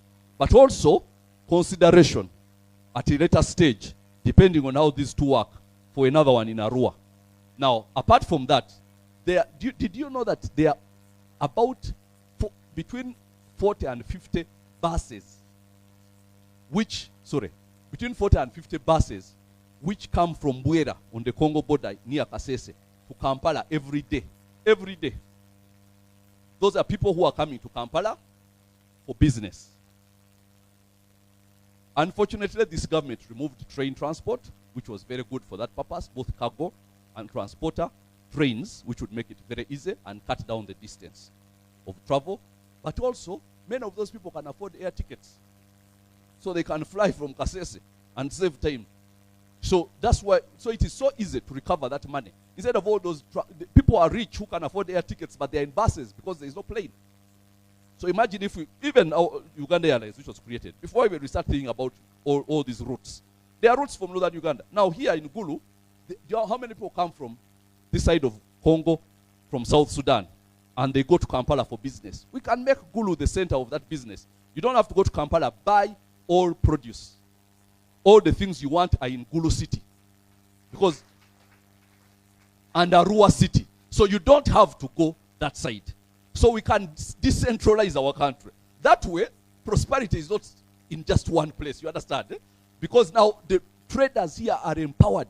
Now people fly from Juba to Gulu City, come, they buy all the things they need. They can even put them on a truck to take them, and then they fly back. Because some of those people are rich people, but they don't have the option of flying. If you was to fly, you will land in Entebbe, and the distance from Entebbe here, you might as well have used road transport from Juba. You understand? So there is a lot of opportunities that are untapped. But because, and I want you to understand this, because the whole government thing is about keeping people poor, we have not exploited all these things that we have in our favor. We have not. And as a result, because we can be a trade hub for countries which are surrounding us, which are not as organized as we are, including DRC, where they have money to spend, and they buy a lot of things from Uganda, including South Sudan, okay? And all those places are not too far away from here. That's why we need airport for tourism and commercial reasons. I hope I have justified those airports so that people don't think, because you're launching your manifesto in Gulu. I've thought about all these things. Before I ever thought of launching the manifesto in Gulu, I had this in the manifesto. So don't think I'm saying it because I'm in Gulu. No, no, no. Because I'm not in Kasese, but I know an airport in Kasese would be very, very good for business. And thereby we increase our tourism revenue. I think I'm going to have to end it there now. But then you see how jobs from all these sectors, from trade, from tourism. Every tourist who comes here leaves about $1,500 here. You understand? That's a lot of money. Imagine if we actually had all these many tourists coming here, and each one is leaving about 5 to 6 million shillings here. Within a short time, you would not struggle to get 1 million shillings in your pocket, because there's a lot of money around. You understand? Because when it comes and stays, it stays here. Somehow it will come to your pocket. But now, if you don't attract that person, it's like if you want bees, and because you want their honey, you are going to have to create an environment which bees want. And then they will come. That's how you get their honey. They have honey, you want the honey, but they will not come to a place which is convenient to you. They will come to a place which is convenient to them. So we create a scenario which is convenient for tourists because they have the honey of foreign currency, which we need, and which we shall tap from them and make sure that in these regions of the country, there is money floating around, which is being brought from outside to the benefit of all the people in this area. You see how after 2 or 3 years, nobody is going to remain the same? Nobody. Regardless of what your job is, somehow you cannot be the same in this government of Kabuleta. So now as I conclude, I will tell you this. When you make your decision to vote for Kabuleta, let it be a decision to vote for yourself. You are the most important person in this election. You understand? So vote for me on the basis of what it is I am promising you as a person. Let it be about your benefit, not mine. So a vote for Kabuleta is a vote for you. Because that is how you are going to make your life better. And that is my purpose, remember that. And that is why God sent me here, to make your life better, so that you can enjoy the good things which our Creator put in this country. Thank you very much, and God bless you. Thank you so much. we will open the floor if there is anybody with a special question. But maybe before I even get there, when I say Kabu, you say later. Kabu, Kabu, and later nekileba chuli Keli. Kawai Kabu, you know Keli. Kabu, Kabu. Look, when take a leng, kadong po guru kumiti gimono raj. And I win you, everything is powerful. Wakami microphone at matikila pen by show of hands. Konki senior citizen and ke wakaki team of foodie. Thank you very much. Thank you very much, my fellow journalists with the monitor. You promised us that you are going to make through in your endeavor for presidencies. But you remember the preamble, Article 1 preamble said that power belongs to president to decide. And never explained, Article 98 said that power belongs to presidency to determine who is electoral commissioner, to determine how the parliament and everything is done. Invested the power in the presidencies. You never talk about the constitutional reform. How are you going to make sure that this country election which we are going is not going to be the usual business? Because from the State House, from the High Command, to the Electoral Commissioner, then he announced, then the High Command will take control. Then later on, the judiciary Chief Justice will summarize legitimities, corrupt rigging. That is one. Besides, sir, can I request for purposes of clarity? Yeah. Since the microphone was sanitized, yeah. Yeah. You can, what I'm saying. No, I heard that one. Now yeah. Go ahead. Yeah. What I'm saying, the constitutional, Uganda constitution give power to the presidencies. That power invested in presidencies to appoint the electoral commissioner, to appoint army commander, to appoint even chief justice. Those are the people. Those are the channels that how the Uganda this election has been employed. What are you going to make sure that? How are you going to make sure that this election is not going to be business as usual? That is one. Secondly, you talked very well that you are going. This election is not going to fallacy, but you remember that even on the 8th of August this year, they selected 4 expert ITs. They took them to US. They spent two weeks. Later on, they were given, and eventually, the machine, the tallying machine, which was hired and bought from Uganda government, is now being in the hand of presidencies, not in the hand of electoral commissioner. You remember what happened in Kenya, and when Raila has his tallying center in Mugapulu, are you going to have your tallying center in the State House? Thank you. Thank you very much. First of all, he asked about the power of the presidents appointing electoral commission and what. Now, and chief justice. Those things exist in so many other constitutions, including in some democracies. By the way, including the cheating. They exist in so many. You know what's happening in America, where people are saying the election is being cheated. So the thing is, there are no perfect elections. You understand? But of course, the way this government has done, it does everything in its power to make sure that there is no fairness whatsoever. And I know that, and we've suffered as a result of that. And they use all their machinery to come and make sure that, they do not give us a fair hearing. I will give you an example. Now, you see these people they give us here for our security. They give me 10 soldiers dressed in police uniform who are soldiers and spies. That for my security. They are there just to spy on everything I do.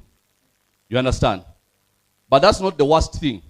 The worst thing is they have not been given their allowances. So I also have to feed the spies who are carrying everything. I'm saying to the other side. But because I'm a pastor, I cannot eat food when there are people who are what? Who are hungry. Because I'm somebody who cares for people. So imagine I have to feed people who are spying on me. And then they go the other side. Because I give them food, they go and call their bosses and say, man, that man seems to have money. He's even feeding us. And guess what happens? Now, last night, one of my campaign people, they invaded his home in Kampala, And they wanted to steal. They thought he had money there, so they broke into his house. And that's not thieves. That is government. The biggest thieves are government. You understand? Those are security people, broke into the... And because I made the mistake of telling people, those who want to donate to my campaign, use this number. So they use these very people whom I'm feeding to get that information. Then they serve it the other side. And yet, because I'm a good person, I cannot fail to feed them. You know, because they are being promised money, but they will not even get it. Because the government they are serving loyally is full of thieves. Now they are supposed to have been given money, but they have not been. I pay for their accommodation. I don't need them. I am guarded by angels. Huh? I don't need these guys. But I don't have the option of not having them. You understand? So I have to take them, I have to spend money on them, and then they go and break. They are same guys whom they have told go and break into the house of the person who was holding the mobile phone, which has the number we are telling people to donate, because they want to steal the phone. But of course, because we are guarded by angels, they did not get the phone. Because, let me tell you, the devil is going to be defeated. Eh?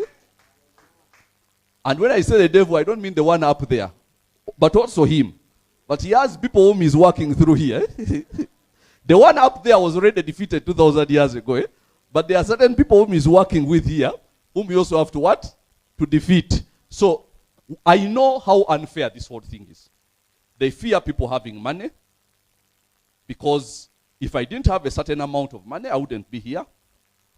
It cost me transport to come here. It cost me money for us to be in this hall, just to be able to give you my ideas.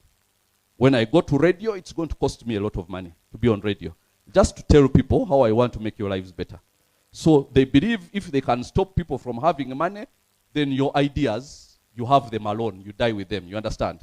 That's what they want. That's why anybody who is hearing now, even those who are, who will listen to this at some stage, make sure this message you pass it on by word of mouth. Because a vote for me is a vote for you. And I want to make sure that that is the case. I am not just going fronting, all these things. So, the second question is the one you asked of. So, the president appoints chief justices, even in America. But having appointed, the man is independent. The president does not tell him what to do. Okay? And he's governed by the laws of the judiciary, not by the appointing authority. Now, the independent electoral commission is supposed to be independent. But there is nothing about them that is independent. I went for nomination, and the person who is organizing the function of nomination is a guy called Balaam, who is there busy fronting Muhoza and Museveni. But he's the organizer of the independent electoral commission. Of course we know that, but what do? I have to come and tell people that I have these ideas. And I will tell people what the ideas are. And I will tell them that we can actually make this country better. Okay? We can make this country prosperous. And slowly by slowly, people are beginning to get the thing. Okay? Now, what those people there don't say, there are others here who come and say, who are following me all over the place. Even when I go out of the country, they send people to follow me to see if somebody is giving me money. Because the one thing they fear is money. They fear money because they rule people by what? Poverty. So, but Shetani atashindwa. That is the truth. That is the truth. No matter what they do, the person who they are trying to protect is so weak and frail, even the wind can blow him. So it will end. It is going to end. Now what you have to do, and I'm saying it looking in a certain direction because there is a man who I know is here to spy on me. But I know these things because I have the Spirit of God. So now, but you have to do your bit as a person. I looked at the votes from northern Uganda in 2016, and I was shocked to find Museveni getting 60% in some places. How can you people of northern Uganda, after all you've suffered, who are the people who vote for that man? Are you crazy? I mean, do you hate yourself that much that you have to vote for your oppressor? When will you ever have love for yourself? Those who love themselves vote Kabuleta. I'm telling you. Thank you. Yes. Kabuleta. Kabuleta. Later. Kabuleta. Kabuleta. Okay, let's have another question.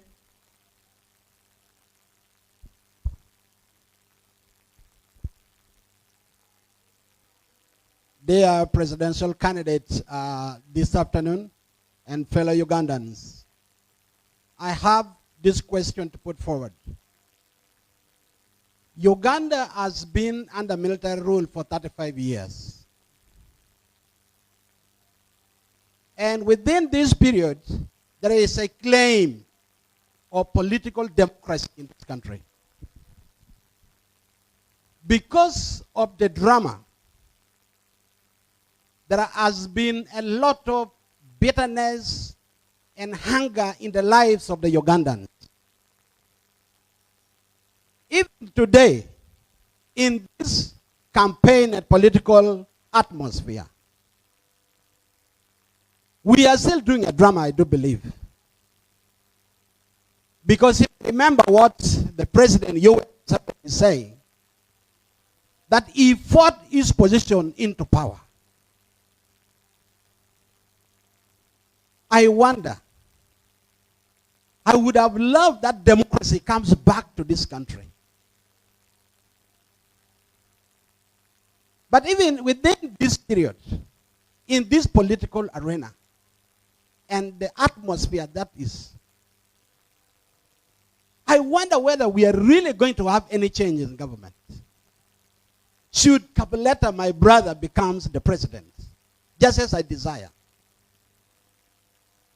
will you in any way relinquish his position as the president? Because he is a military guy. Okay. I get your question. Thank you very much. This is the thing. Let me tell you Your something. name? Sorry, yo? Yes. My name is Pastor Edward Nam. Okay. Thank you. Now, here is the thing. You see, when people say how Uganda has been ruled by, by a military dictatorship for 35 years, they make it look like in that time there has been 4 or 5 presidents. It's just been one. You understand? Before that, okay, there was one military guy who ruled for a short time. But before that, there was a civilian president. Wasn't there? Haven't we had civilian presidents before? So what makes you think that we can only have military presidents? We had one civilian president who ruled for 2 times. And before him, we had a president who was a king, who was not a military person. You understand? So the whole 35 years is just Museveni. Before Museveni, of course, there was Tito Okello, who was a few months. But before that, there was Obote. 5 years. Was Obote a military person? No. So don't make it look like there is a written rule that in Uganda, you have to be a military person to rule. No. We have had civilian rulers before. So are we going backwards that now we cannot have civilian rulers, yet we had them before? No, we are going forward. And now we will not have military dictators again. So we are going into a time of civilian leadership. So there will be a change. And will be of a civilian nature. Next question. Thank you. So since I'm brief answering the questions, be brief asking them. Owero la penyo bed machiek. Kadok bo tutwal.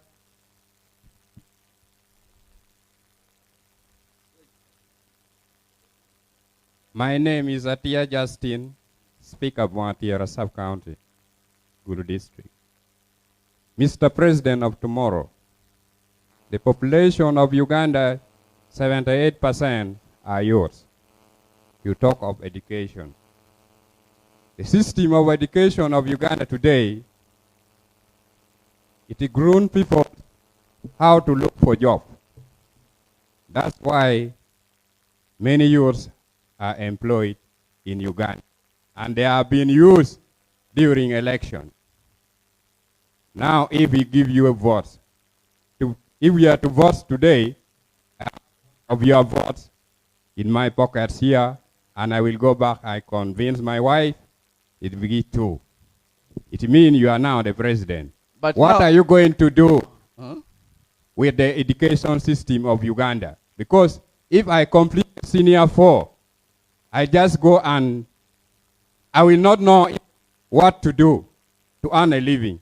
Even if I complete a senior 6, I will just go and stay at home like a common man.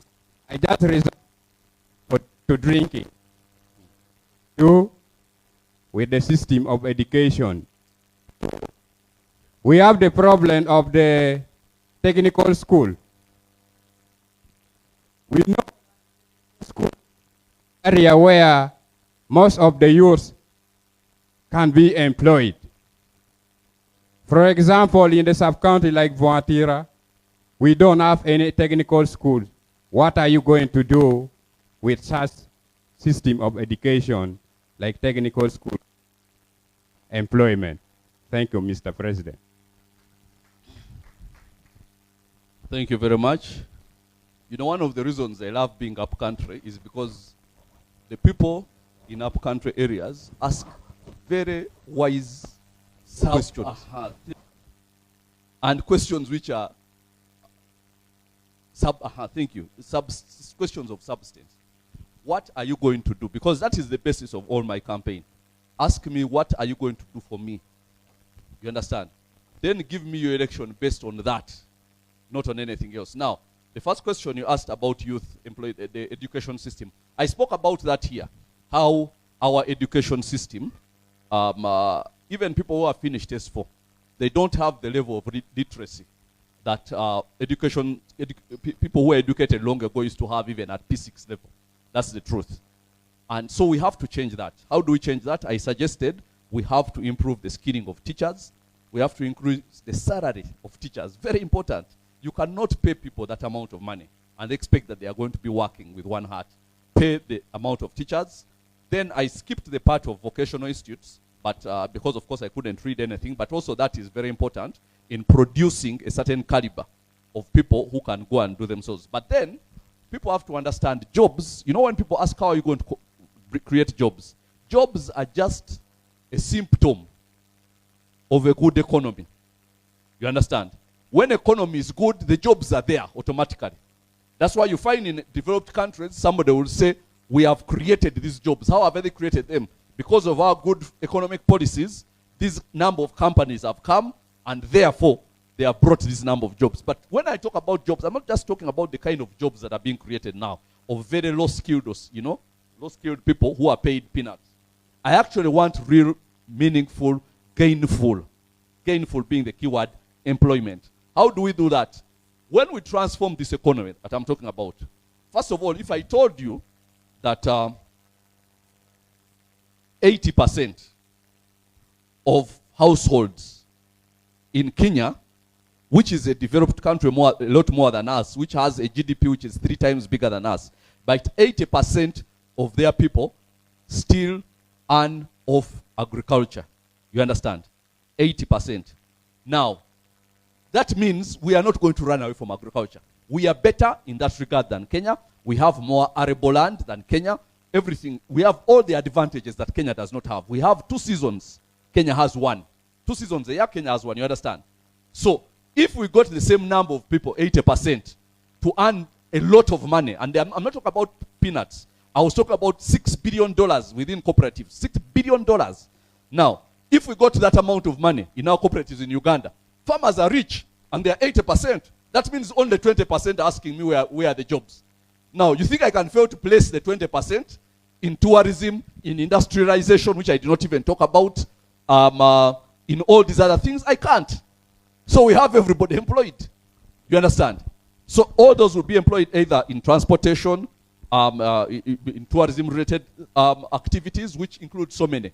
Hospitality, hotels and what and so on, all attached to tourism. Now, the number of these employees this hotel, for instance, can be multiplied by 4 if we have that airport and we have all the tourists I'm talking about arriving. So many, this hotel will need so many more workers, and they will pay them a lot more money, because now there is a lot of money, because the rooms will be more expensive, because now Bazungu are coming here, everything will be, you understand? So who benefits? All that money stays here. And that's how we. So now the jobs always come as a result of good economy. Now, if I say ABC, all the things I've mentioned here actually automatically bring jobs. Automatically. Now, even all those people. Now we get to a point where even people who are said, my employment is border. Then a guy realizes that, man, farmers have $6 billion somewhere in a safe. Mad, border is not good enough. You understand? Then he goes. But even if he stays in border, because everybody has money, the distance he was taking people 5,000, he will now say, I want 20,000, and they will pay him. Why? Because there is money. You understand? So when money comes in the system, it goes into people's pockets. And the challenge for us is, how do we bring money rather than take out money? What has been happening here, foreigners come here, make money here, take all of it out. All of it. So we remain poor. Now what we are doing is making sure that a lot of the money which comes in stays in. And we bring more in. And then you will not be asking me about jobs. Because I'm telling you, Farmers Association, $6 billion. Man, that's some money. Those are not poor people. You should go and see the farms we are talking about.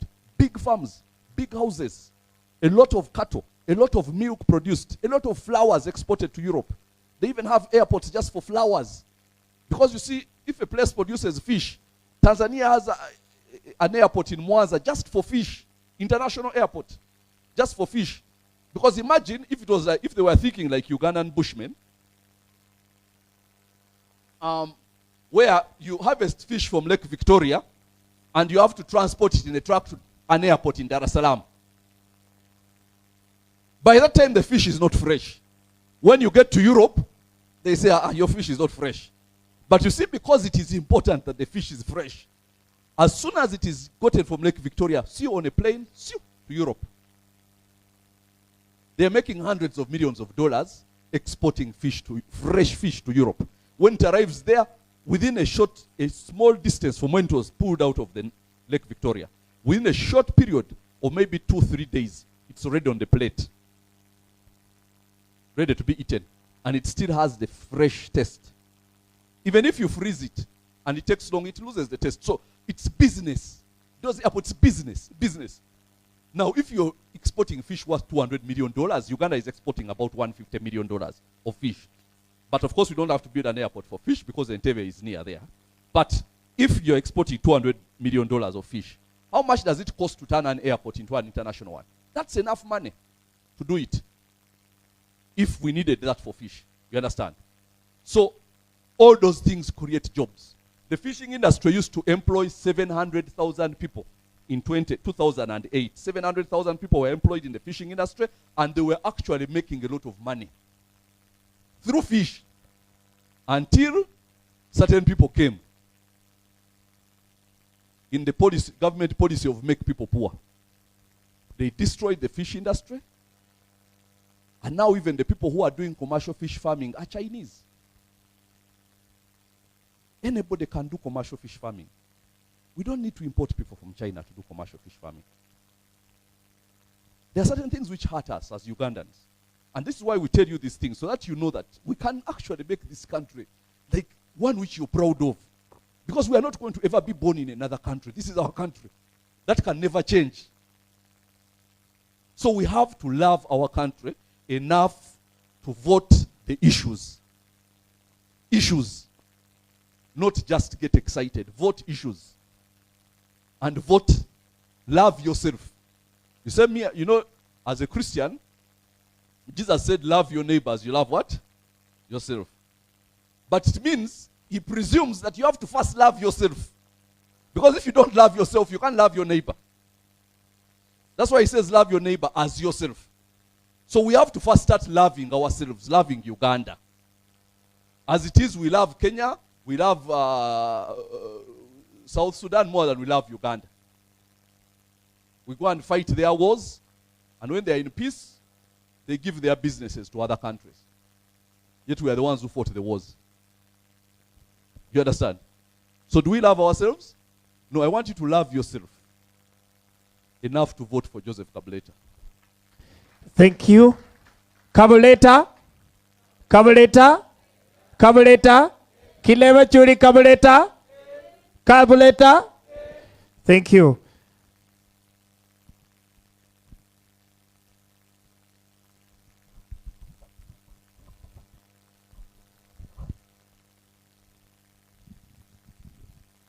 Thank you so much, President Oloful. Candidate. After nomination, there is no hopeful. Okay. After nomination, they don't call you hopeful. Thank you They so call you much. candidate. In other words, you're definitely going to be on the ballot paper. Right. Thank you so much, all the elaboration of your manifesto. I'm only having some observation here, or two, three things. Why? Because one, you said you were a pastor. I hope you are still a pastor. I am still a pastor. You are still a pastor. He who think not, appreciate nobody.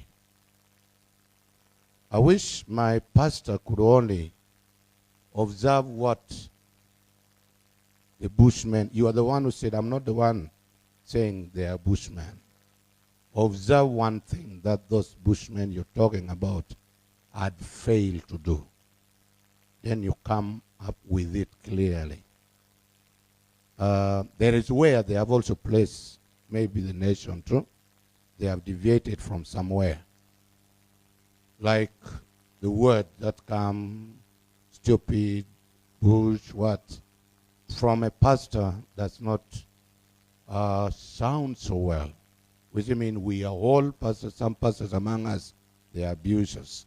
So another thing is that on education, or maybe we'll have to see the gap. Teachers, I was preaching somewhere, I said, if I am to be a pastor, again a president, then I see all these MPs and then doctors and whatever, their pay is too much. I would levy tax or reduce their need, and to come and pay the primary teachers. These are gaps the presidential aspirants are not seeing. Even the president himself doesn't see. We are just looking, a president is going to come and preach to us agriculture. But we are not seeing the primary teachers. These are the foundation, your foundation, my foundation. They are striking, but nobody can strike with them, not even parliament. These are not a concern that as if it is children that are playing in the rubbish pit. They are very important. They are less paid. If President Kabuleta would really address this issue tomorrow when he comes to power, it will really put us somewhere that at least this president had put this teacher somewhere. Okay. Number three is that there are many things that is happening. What brings, if I was to be those people, it is so bad that somebody is behind you and you talk sarcastically upon them. It is so bad. These policemen, respect them, Pastor. They are behind you. Whether you think you assume they are taking your information, which I refuse it in Jesus' name. They are behind you. Value them and walk with them. They will, just at least 2, 3 of them will save. So at least let us be smart as servants of God. God bless you.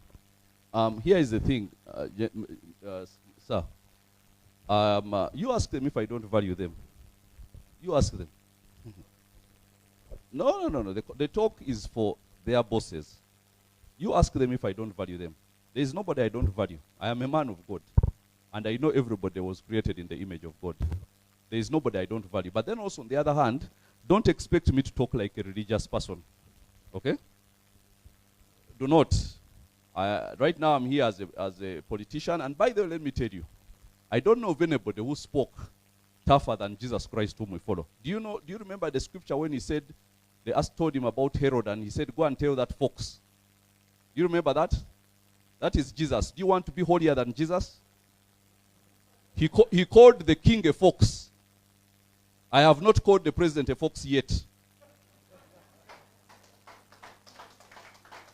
So that is Jesus. What if I came and said what Jesus said in Matthew 23, where he was talking about the Pharisees and says you're like whitewashed tombs? That is Jesus. And he said that how can you survive the damnation of hell? That is Jesus. So, where is that? Whatever. So here is the thing. There are certain truths which cannot be said nicely. Okay? I have read the Bible. I know how Jesus communicated. Do you know he gave that Matthew 23 where he blasts the Pharisees, calls them whitewashed tombs, you know, who are like full of dead bones, but white. He said that in a synagogue. Do you know he said that in a synagogue in front of them? That's Jesus. So don't expect me to be so nice. I'm not a religious person, and I'm not campaigning for high priest of Uganda. I am campaigning for president, and I will say things the way I know they are supposed to be said. And by the way, I have the backing of scripture. You understand? I have the backing of scripture, and that's how it is going to be. So if you're offended by it, I'm sorry. But then also the other thing is the teachers. I spoke about the teachers. We don't even have to reduce the pay of MPs to increase the pay of teachers. We just have to reduce the level of theft in that ministry to increase the pay of teachers. Do you know how many ghost teachers are there? If you even removed the ghosts from the payroll, you can double the salaries of the teachers without even reducing anybody's salary. By the way, I'm not coming to reduce anybody's salary. I am interested in increasing. I'm not interested in reducing. You see this thing that you have to reduce here to add here. That is because people are thinking poor. No. I will leave the other one as it is. Maybe even increase, but also increase here. So we are here. I am not here to fight wealth. I'm here to fight poverty. Those who are rich, thank you very much. You're not my business. For you've crossed the line. Now, those who are poor, that is my business. How can we also get you to cross that line, to go into the other place where you are rich, regardless of what your profession is or where you earn a living? So I have no problem with wealthy people. When I'm in government, they will not even be hiding their money under mattresses as it is right now. They will be free to put it in the bank because we have no problem with wealth. We have a problem with poverty. You understand? What I'm saying is everybody should be as rich as you. The only problem we have is if wealthy people think they are the only ones who have the right to be rich. Now there we clash. But if I may have my money, I did not steal anywhere. I made my money. You understand? Thank you very much, no problem. Go and enjoy your money. After all, in enjoying your money, you give other people money, isn't it? Everything you spend comes to somebody else. If you buy something, if you do this, if you buy a cloth, all that money you're not going to eat it as if it is food. You spend it, isn't it? And every money spent goes into the hands of somebody. So we don't have any problem with rich people. So there are some rich people. No, let me tell you, if you're rich, thank you very much. I have no problem with you. The only thing I am against is poverty. I don't want to see poverty. It hurts me. Wealth does not. Wealth excites me. So, I don't have to reduce anybody's pay to increase anybody's pay. I only have to reduce the level of plunder and theft and increase the level of productivity for us to get to a certain place. But then again also, people, don't start expecting me to talk as if I'm preaching. I'm campaigning for president. Yesterday, I was in churches preaching, and I know how to be in a preach and the audience. But here I'm talking to the nation. So I'm not talking to them as a pastor, even if I'm a pastor. I'm not talking to them as a journalist, even if I am a journalist. I'm talking to them as a presidential candidate. And I have to address the nation as it is. So if they are foxes, we shall call them foxes. Because the Lord Jesus Christ himself called them foxes, and it's in the Bible. So why should I want to be more righteous than the Lord? Eh? Am I more righteous than him? Eh? Okay. Thank you. Okay, but let's have two more and we finish. Okay. Thank you so much. our incoming president, Kabuleta. Mine is actually not a question, but I'm trying to look at so many things that you have put across.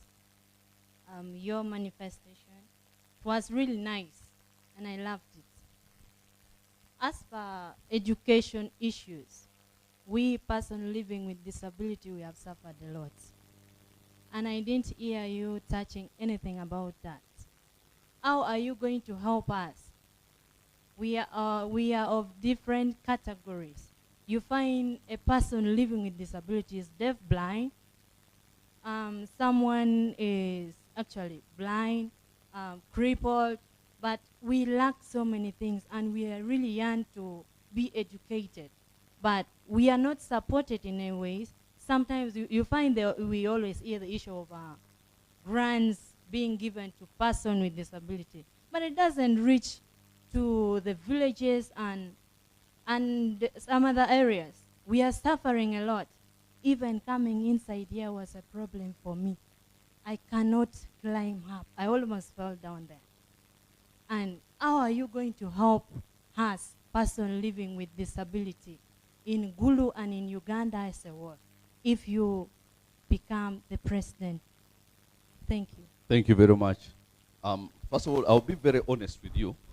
We are still some distance away from being able to do for you people what we should be able to do for you. It has to start with the way, at some stage we have to require buildings to have easy access for people, persons with disabilities, so that no building is commissioned unless it has that ability. And of course we are not quite there yet. But at the beginning we'll start from where we can. First of all the money that is given, there is a lot of it given to person. By the way, there is something about persons with disabilities here. Only, like I told you, I just had to pick out a few things. All the money that is given to people with persons with disabilities, they have a ministry, they have MPs, they have a lot of grants given in that area, but the money never gets to the people who really, really have disabilities. And I will tell you this, I know also there's a lot of money which is being given to people, for instance, who are, I'll come even out of your category, to, people who are albinos. There's quite given to albino. Because also albinos, their lives are a bit complex, because, sun and all that. But it stops at a certain stage. That's what we want to break. I'll tell you this, I can't point out every category in as much as we try to touch every one of them in here. But the whole issue is there is a ceiling up there that makes sure that money which comes there does not get down to the people who deserve it. And my campaign thing is about breaking that ceiling. That's where I started, breaking that ceiling to make sure that money can seep through and come to people who are supposed to have that money. Because health sector, okay, which is where a lot of money comes, health sector, a lot of money, very little of it comes to the people who need it. All the persons with disabilities and other issues. Even all these things we are talking about, which I was talking about of the reusable pads and so on. All those things actually, there have been grants for them, but the money is eaten. So when people talk that we are going to do this, they are not just saying it. They are saying it because they know there is money which is going to be given. And when the money comes, they eat it.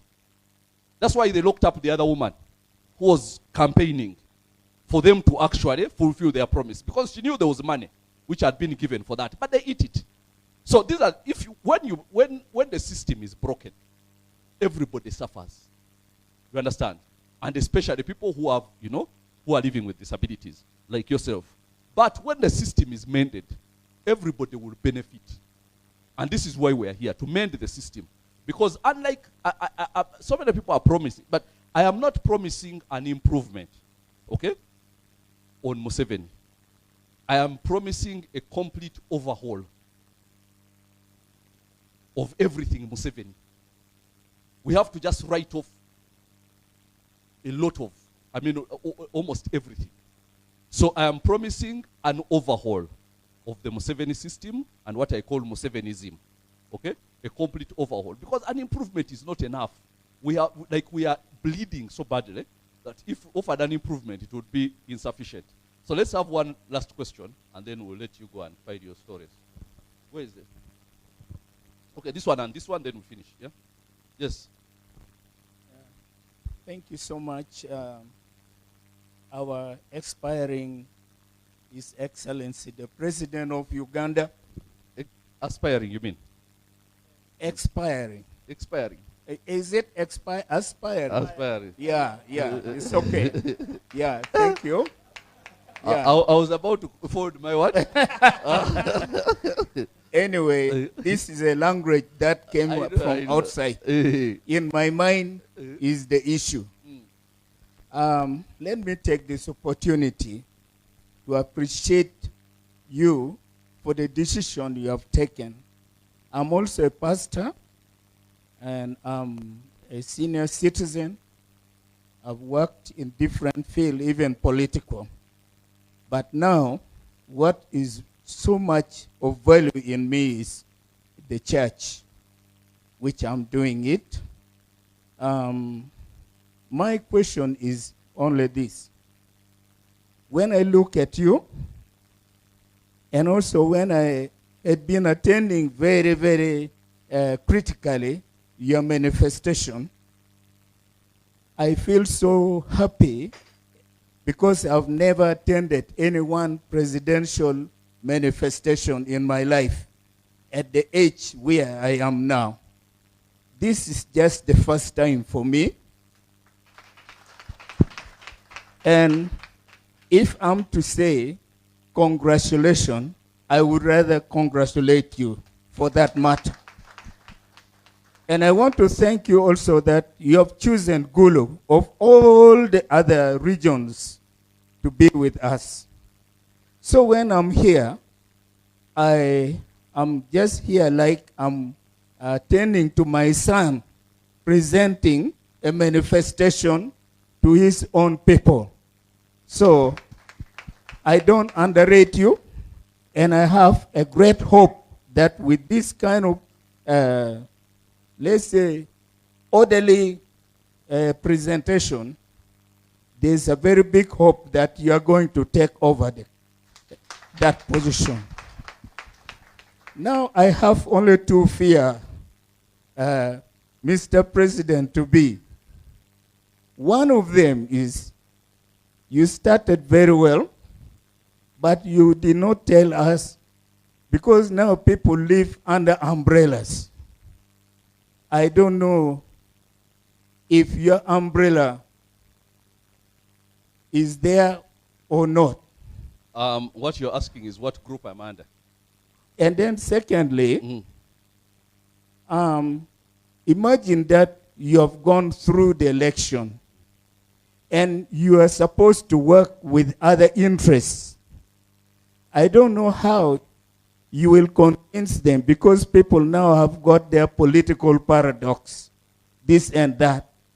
Are they not going to antagonize you, and all this beautiful policy that you have brought is going to be, is going to flop? Finally, when we talk about economy of Uganda, and maybe addressing to some kind of payment we have, see, Uganda has a problem. There are other social classes that are untouchable, like the parliamentary, these honorables. They earn 30s, they earn what? And for some of us, just very little, peanut. How are you going to harmonize that one? Leave alone that one. We also have a lot of taxation, like URA, pay as you earn, VATs, even this mere communication. All these are being taxed. Yet in your mind, you want to improve on the condition of our people. How are you going to help us? Your Excellency. Thank you. Thank you very much. The first question he asked is about the group I'm in. I'm independent, and that's my symbol. That's why we have to unveil this right now, because I got that symbol when I got nominated on 3rd November the symbol of a chair. But now I'm independent. We tried to register a party. We ran into all sorts of issues with that, but we will at some stage. The second one is saying, since other people now seem to be in other organizations, who will I work with? Oh, let me tell you, even those who are in movement were in other parties before movement, isn't it? Yes, so when I'm in control, I will not fail to have people to work with. And I have no problem, by the way, working with people from other political parties. I will have no problem whatsoever. It will purely be based on their ability to deliver on our financial liberation message. And here is the thing, Mr. Elder. They cannot deviate me from this, because that's why I have to be in the driving seat, because I know what I'm promising. And I do not want to lose my reputation. And you say that you promised us this and you did not deliver. Okay? I have a reputation to protect. So I make sure that when I promise things, I will be in a position where I am able to deliver them. So that if you say you lied to us, I have no excuse. You understand? If I work with, so all these people, you think there is any one of those people in those parties who does not want this thing? They want what we want. You see? It's just not maybe at the forefront of their messaging. But I have identified people in different parties, by the way, whom I know when I become president. That one is going to be my Minister of Finance. This one, of course, I have not told them yet. Let them run in their parties, but they will come here eventually to help us liberate the people financially. The third one is, you asked about taxation. We talked a lot about taxation, and how people are double taxed and triple taxed, and how the taxation policy is very unfair to certain kind of people. So we said that we have to make it so loose, remember the example I told you of, let me tell you this, just one example, since this is the second last question. There was a place I used to go to eat food a long time ago in Kamocha, when I used to stay around a slum there. There was some takeaway I used to go to eat, junk food and so on. So I reached there and I found the man was stealing electricity, bypassing, the meter. So he would make sure the meter comes and he would keep on bribing, UEB people. Remember that those days, those years. So I told him, but why don't you just pay for the power instead of cheating? Of course, I was now talking as as a born-again person. He told me, if I paid for this power, I would not make a single shilling in profit. All the money I make, I would be paying for meme. So he said, the only chance I have to even survive and have something to eat is by stealing power. Now, you see, when tariffs are so high, you just create an incentive for people to cheat. That is true also for taxes. You understand?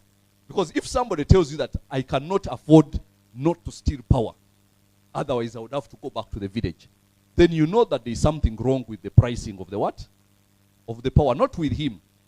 If he can afford to pay the power and still make some profit, and he chooses to steal the power, then we say he's just a thief. But if he cannot afford to pay the power and still make any profit, then there's something wrong with the pricing of the power. So that's why, you just make people better thieves, because everybody has to survive. So what is he supposed to do? Go back to the village? No, he has to survive. So he just steals. So you are making people thieves who do not have the heart to steal. That's how it is with taxes. When you make them, reduce them a bit, and make them, less punishing, and make people embrace them, and then make people see the benefit of the taxation, and then you also plow things into the lives of people that help them know that you've earned the tax, because you've done ABC to help me get here as a government. So now when you come for tax, I'm giving you your due recompense for what you've done for me. When you make it like that, people do not have the motivation to steal. So the ones who steal are actually thieves. But if you make it impossible that there is nobody who can have his business and pay all the taxes and still stay in business, then you are just making thieves out of honest people. So those are the things we have to change. So when we reduce it and make it less punishing and make it, friendlier, then now we remove the incentive for people to cheat. Then we say you can actually pay all your taxes and still make profit and be rich while paying your taxes. Now, if we can't find you cheating when we have reduced it so much, then we say now you're a thief. You deserve to be locked up. But now if somebody says, if I don't cheat, I will not survive, what is he supposed to do? Die of hunger? So there are certain things which are common sense. So, yeah, the last one.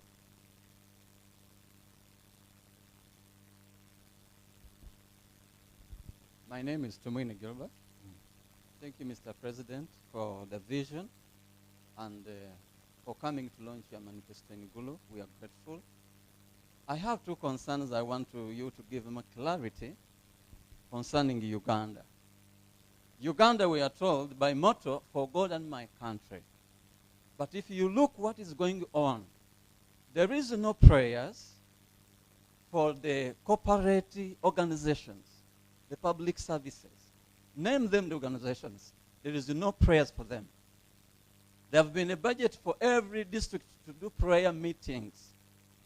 In Gulu, we did it once. From that time, it ended there.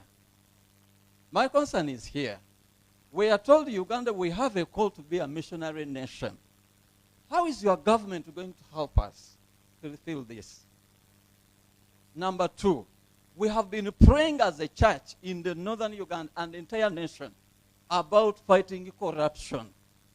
What are you going to do in your government to remove away these thieves who are stealing the money of the government, and the local people are here busy suffering, in fact working to feed these so-called thieves? I wanted to hear clarity from you. Thank you. I'll start with the second. First of all, people have to realize that corruption in this government is a means to achieve something. You understand? If your purpose is to make peasants stay as peasants and to make poor people remain poor so that you can give them bicycles and they vote for you, then corruption is a very good thing. Because what does corruption do? It stops money from going down to the people. And those people remain poor. So that's why there has not been any will whatsoever in this government to even talk about. They just lip service. They talk. Somebody, something which is far less than a living wage. Let me tell you, everyone's basic instinct is survival. Everyone has to survive. You understand? Do you know that even the Bible says that a thief, if he steals when he's hungry, he's not to blame? Do you know that? It's in the Bible. Because what is supposed to die of hunger? That's why I'm telling you, when we reduce the taxes, when we reduce the tariffs, and we remove all the incentives for people to cheat. Now those who cheat are just thieves and we now arrest them. But if somebody is cheating out of survival like that man and the electricity, what am I supposed to tell him? Pay the electricity and close down your business and go home? How is he going to feed himself and his family? So here is the thing. There are 3 levels of corruption, and people have asked me this question. There are 3 levels of corruption. There is the basic level of corruption, which is a traffic officer finds you on the phone when you're driving and you give him 5K to ignore, and you pass. That's what? That's corruption, right? Yeah. But that's the lowest level of corruption. Then there is the middle level of corruption, the one where issuing tenders and government businesses and so on, you have to pay an amount of money. That kind of corruption is not just between 2 people. When you pay the traffic officer, okay, it might be between if you cause an accident and so on, but you know, that is. But now this one is different because roads are not constructed well, because half of the money was paid in what? In bribes. And so the other half is what has to be used on the road, and yet the person who is constructing the road has to make also a profit, so he ends up doing shoddy work. That is responsible for all the shoddy work here. That's why buildings are collapsing on people. That's why all of that. That is the medium level of corruption, and it's very dangerous. But it's not where I would start. The other level of corruption is the one of the plunder of national resources, where somebody even says that is my oil. When did it become his oil? And he has the audacity to say that it is my oil. Are you kidding me? You, who is going to be away tomorrow? The oil is going to outlive you. But that is now where I start. You know, the scripture says you strike the shepherd and the sheep scatter. So we'll start from the top. Those people who think that the national resources are theirs. Now that is the plunder. That's where I'm starting. Before I get to the policeman who is what, I will get there. But I start from on top. Now when you hit the big fish, then you have the moral authority to come to the middle fish and then to the mukene. You understand? So don't tell me about mukene when I can go for the whale and for the shark. Who is saying this is our gold mine? And they personalize. I mean, Uganda's gold is yours? Says who? Who do you think you are? I mean, how do we even get to a place where it's one thing if you behave, but where he's even saying it in your face? My oil. You understand what I'm saying? So me, I believe in starting from the top. Top. That's why I'm talking about how all the resources of the nation have been personalized by a very few people. Those are the ones I am going to dismantle by removing their monopolies. I'm not going to, some of people say you're going to go and, no.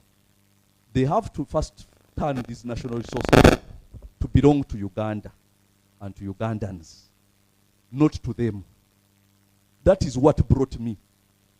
And if anything happens to me, that's what will have caused it. You understand? Me, I have my different style. There are people who are going to be fighting wars with the police, tear gas. That's not my style. You understand? That's why even I try to do these stupid things of SOPs and what? Because I don't want those things. But me, I'm speaking to people's minds, not to their drama instincts. There are people who want drama. So I come and mobilize people, pep some borders, and cause confusion, and poof, tear gas, poof. Then they say, Kabuleta tear gas in Gulu. No, that's not my style. I am speaking to your mind. Not to your instinct for drama. Those who want drama, you know your candidates. You understand? But when I speak, I don't speak with fear. There is no fear in my words. And when I speak, you know that I know what I'm talking about. And you know that I have studied these things and I have them at heart. I am not just speaking for the sake of impressing. No.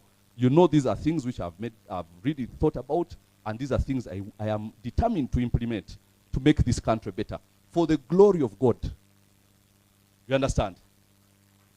Because when the people of God, and that means every one of us, everybody, is happy, God is happy. Isn't it?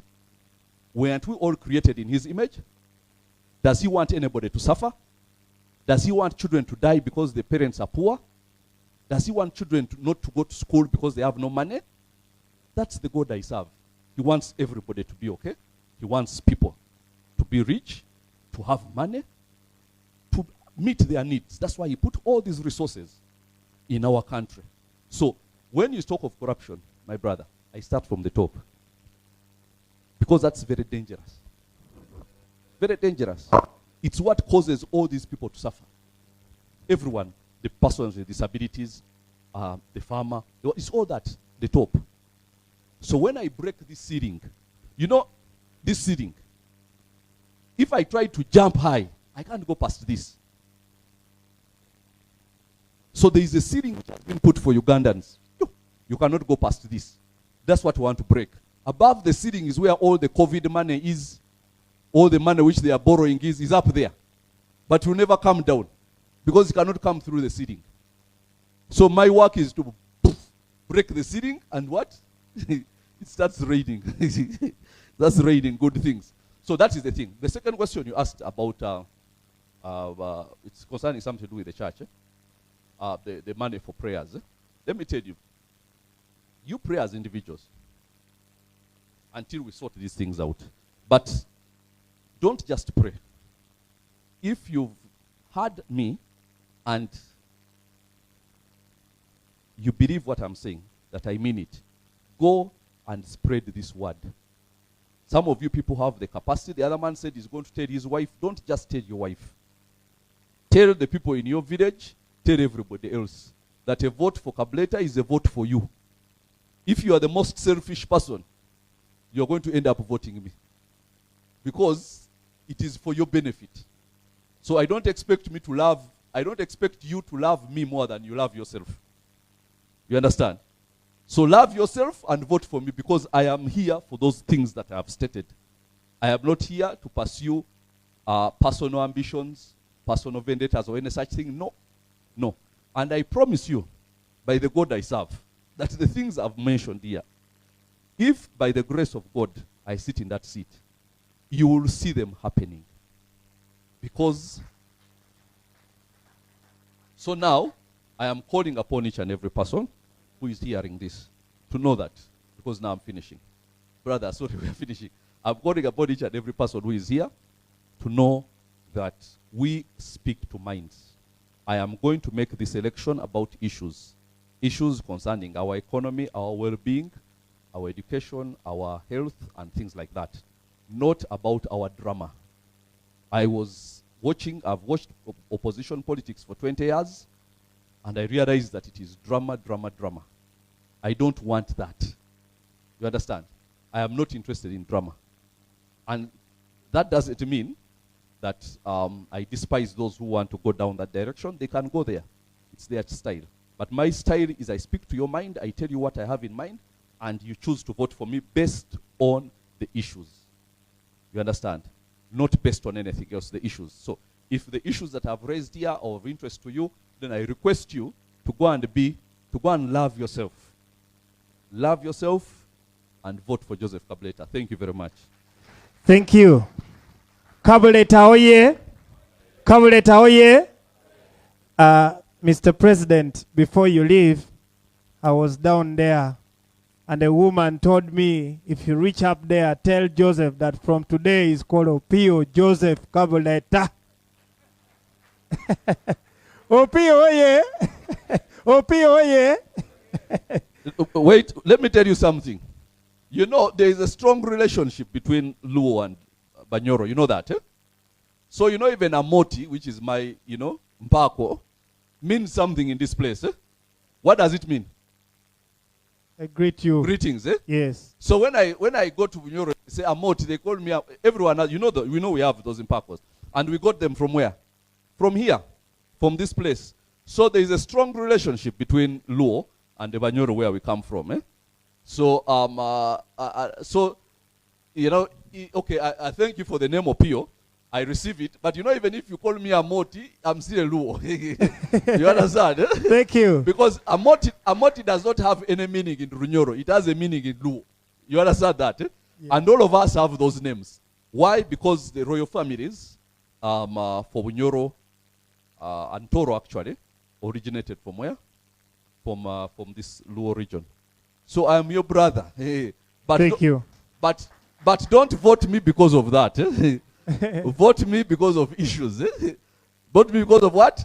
Issues. Issues. Thank you very much. And lastly, Opio oye. Oye. Hey, I'm going to add that on my what? On my post. Someone was also asking if you could share the manifestos, or the team can share the manifesto with them on email. They have loved whatever you express, and they would love to read and internalize a little later. Okay. If it's possible, maybe you... Okay, here is the thing. Eh? If you go to, because getting all your emails and sending might be hard, but if you go to josephkabuleta.com, you will find the whole manifesto there. You can just copy and use with it whatever you want. All of it from start to finish. Eh? Fine. Just go to www.josephkabuleta.com. You'll find it there. Thank you very much. And lastly, Mr. President, we'll want to borrow 10 minutes of your time before you leave. There are some people here who will want photos with you before you leave. Thank you very much. Gladly. Right, yes, right over there. Okay, thank you. Yes. So, the paparazzi one time, cameramen, those who might want photos with the president. Yo! Okwedizensi ya feno wase Uganda Londa Joseph Kabuleta Yaya kalebi mfuna lunda Kabuleta ngaleta Kamba wakilo wenkanya lunda Kabuleta ngaleta Ulino kwedizensi ya fe Fena tukanyulwe mubye mfuna bya fe Tulino kwedizensi okweddiza ensi yaffe tewerabira obase luganda bwaffe ekijja amasanyalaze gye gasibuka kijja kityabamu kubayo nga tibaga bunaku kaleraba nti n'ebikajjo bye babiri makyokka bamu banywa kacayi nga sukali aziramu mubendemu abalina ku golodi naye kiki kye mwekoleddewo mugolodi bwe wetegereza abafunye mugolodi bagwira bannansi ffe tuli bapakasi kyembadde teesa kikulu notubeko bye tukyusa Kabuleta ono gwe tuba tuleeta eddembe n'obwenkanya byaleeta yatugambye tugenda kuganyulwa ne mu mafuta gaffe tugenda kugabana era yagambye yagenda kutumbula n'ebyenfuna wano tugenda kunyumirwa tulina okweddiza ensi yaffe fena tuganyulwe mu byenfuna byaffe tulina okweddiza ensi yaffe tewerabira obase luganda bwaffe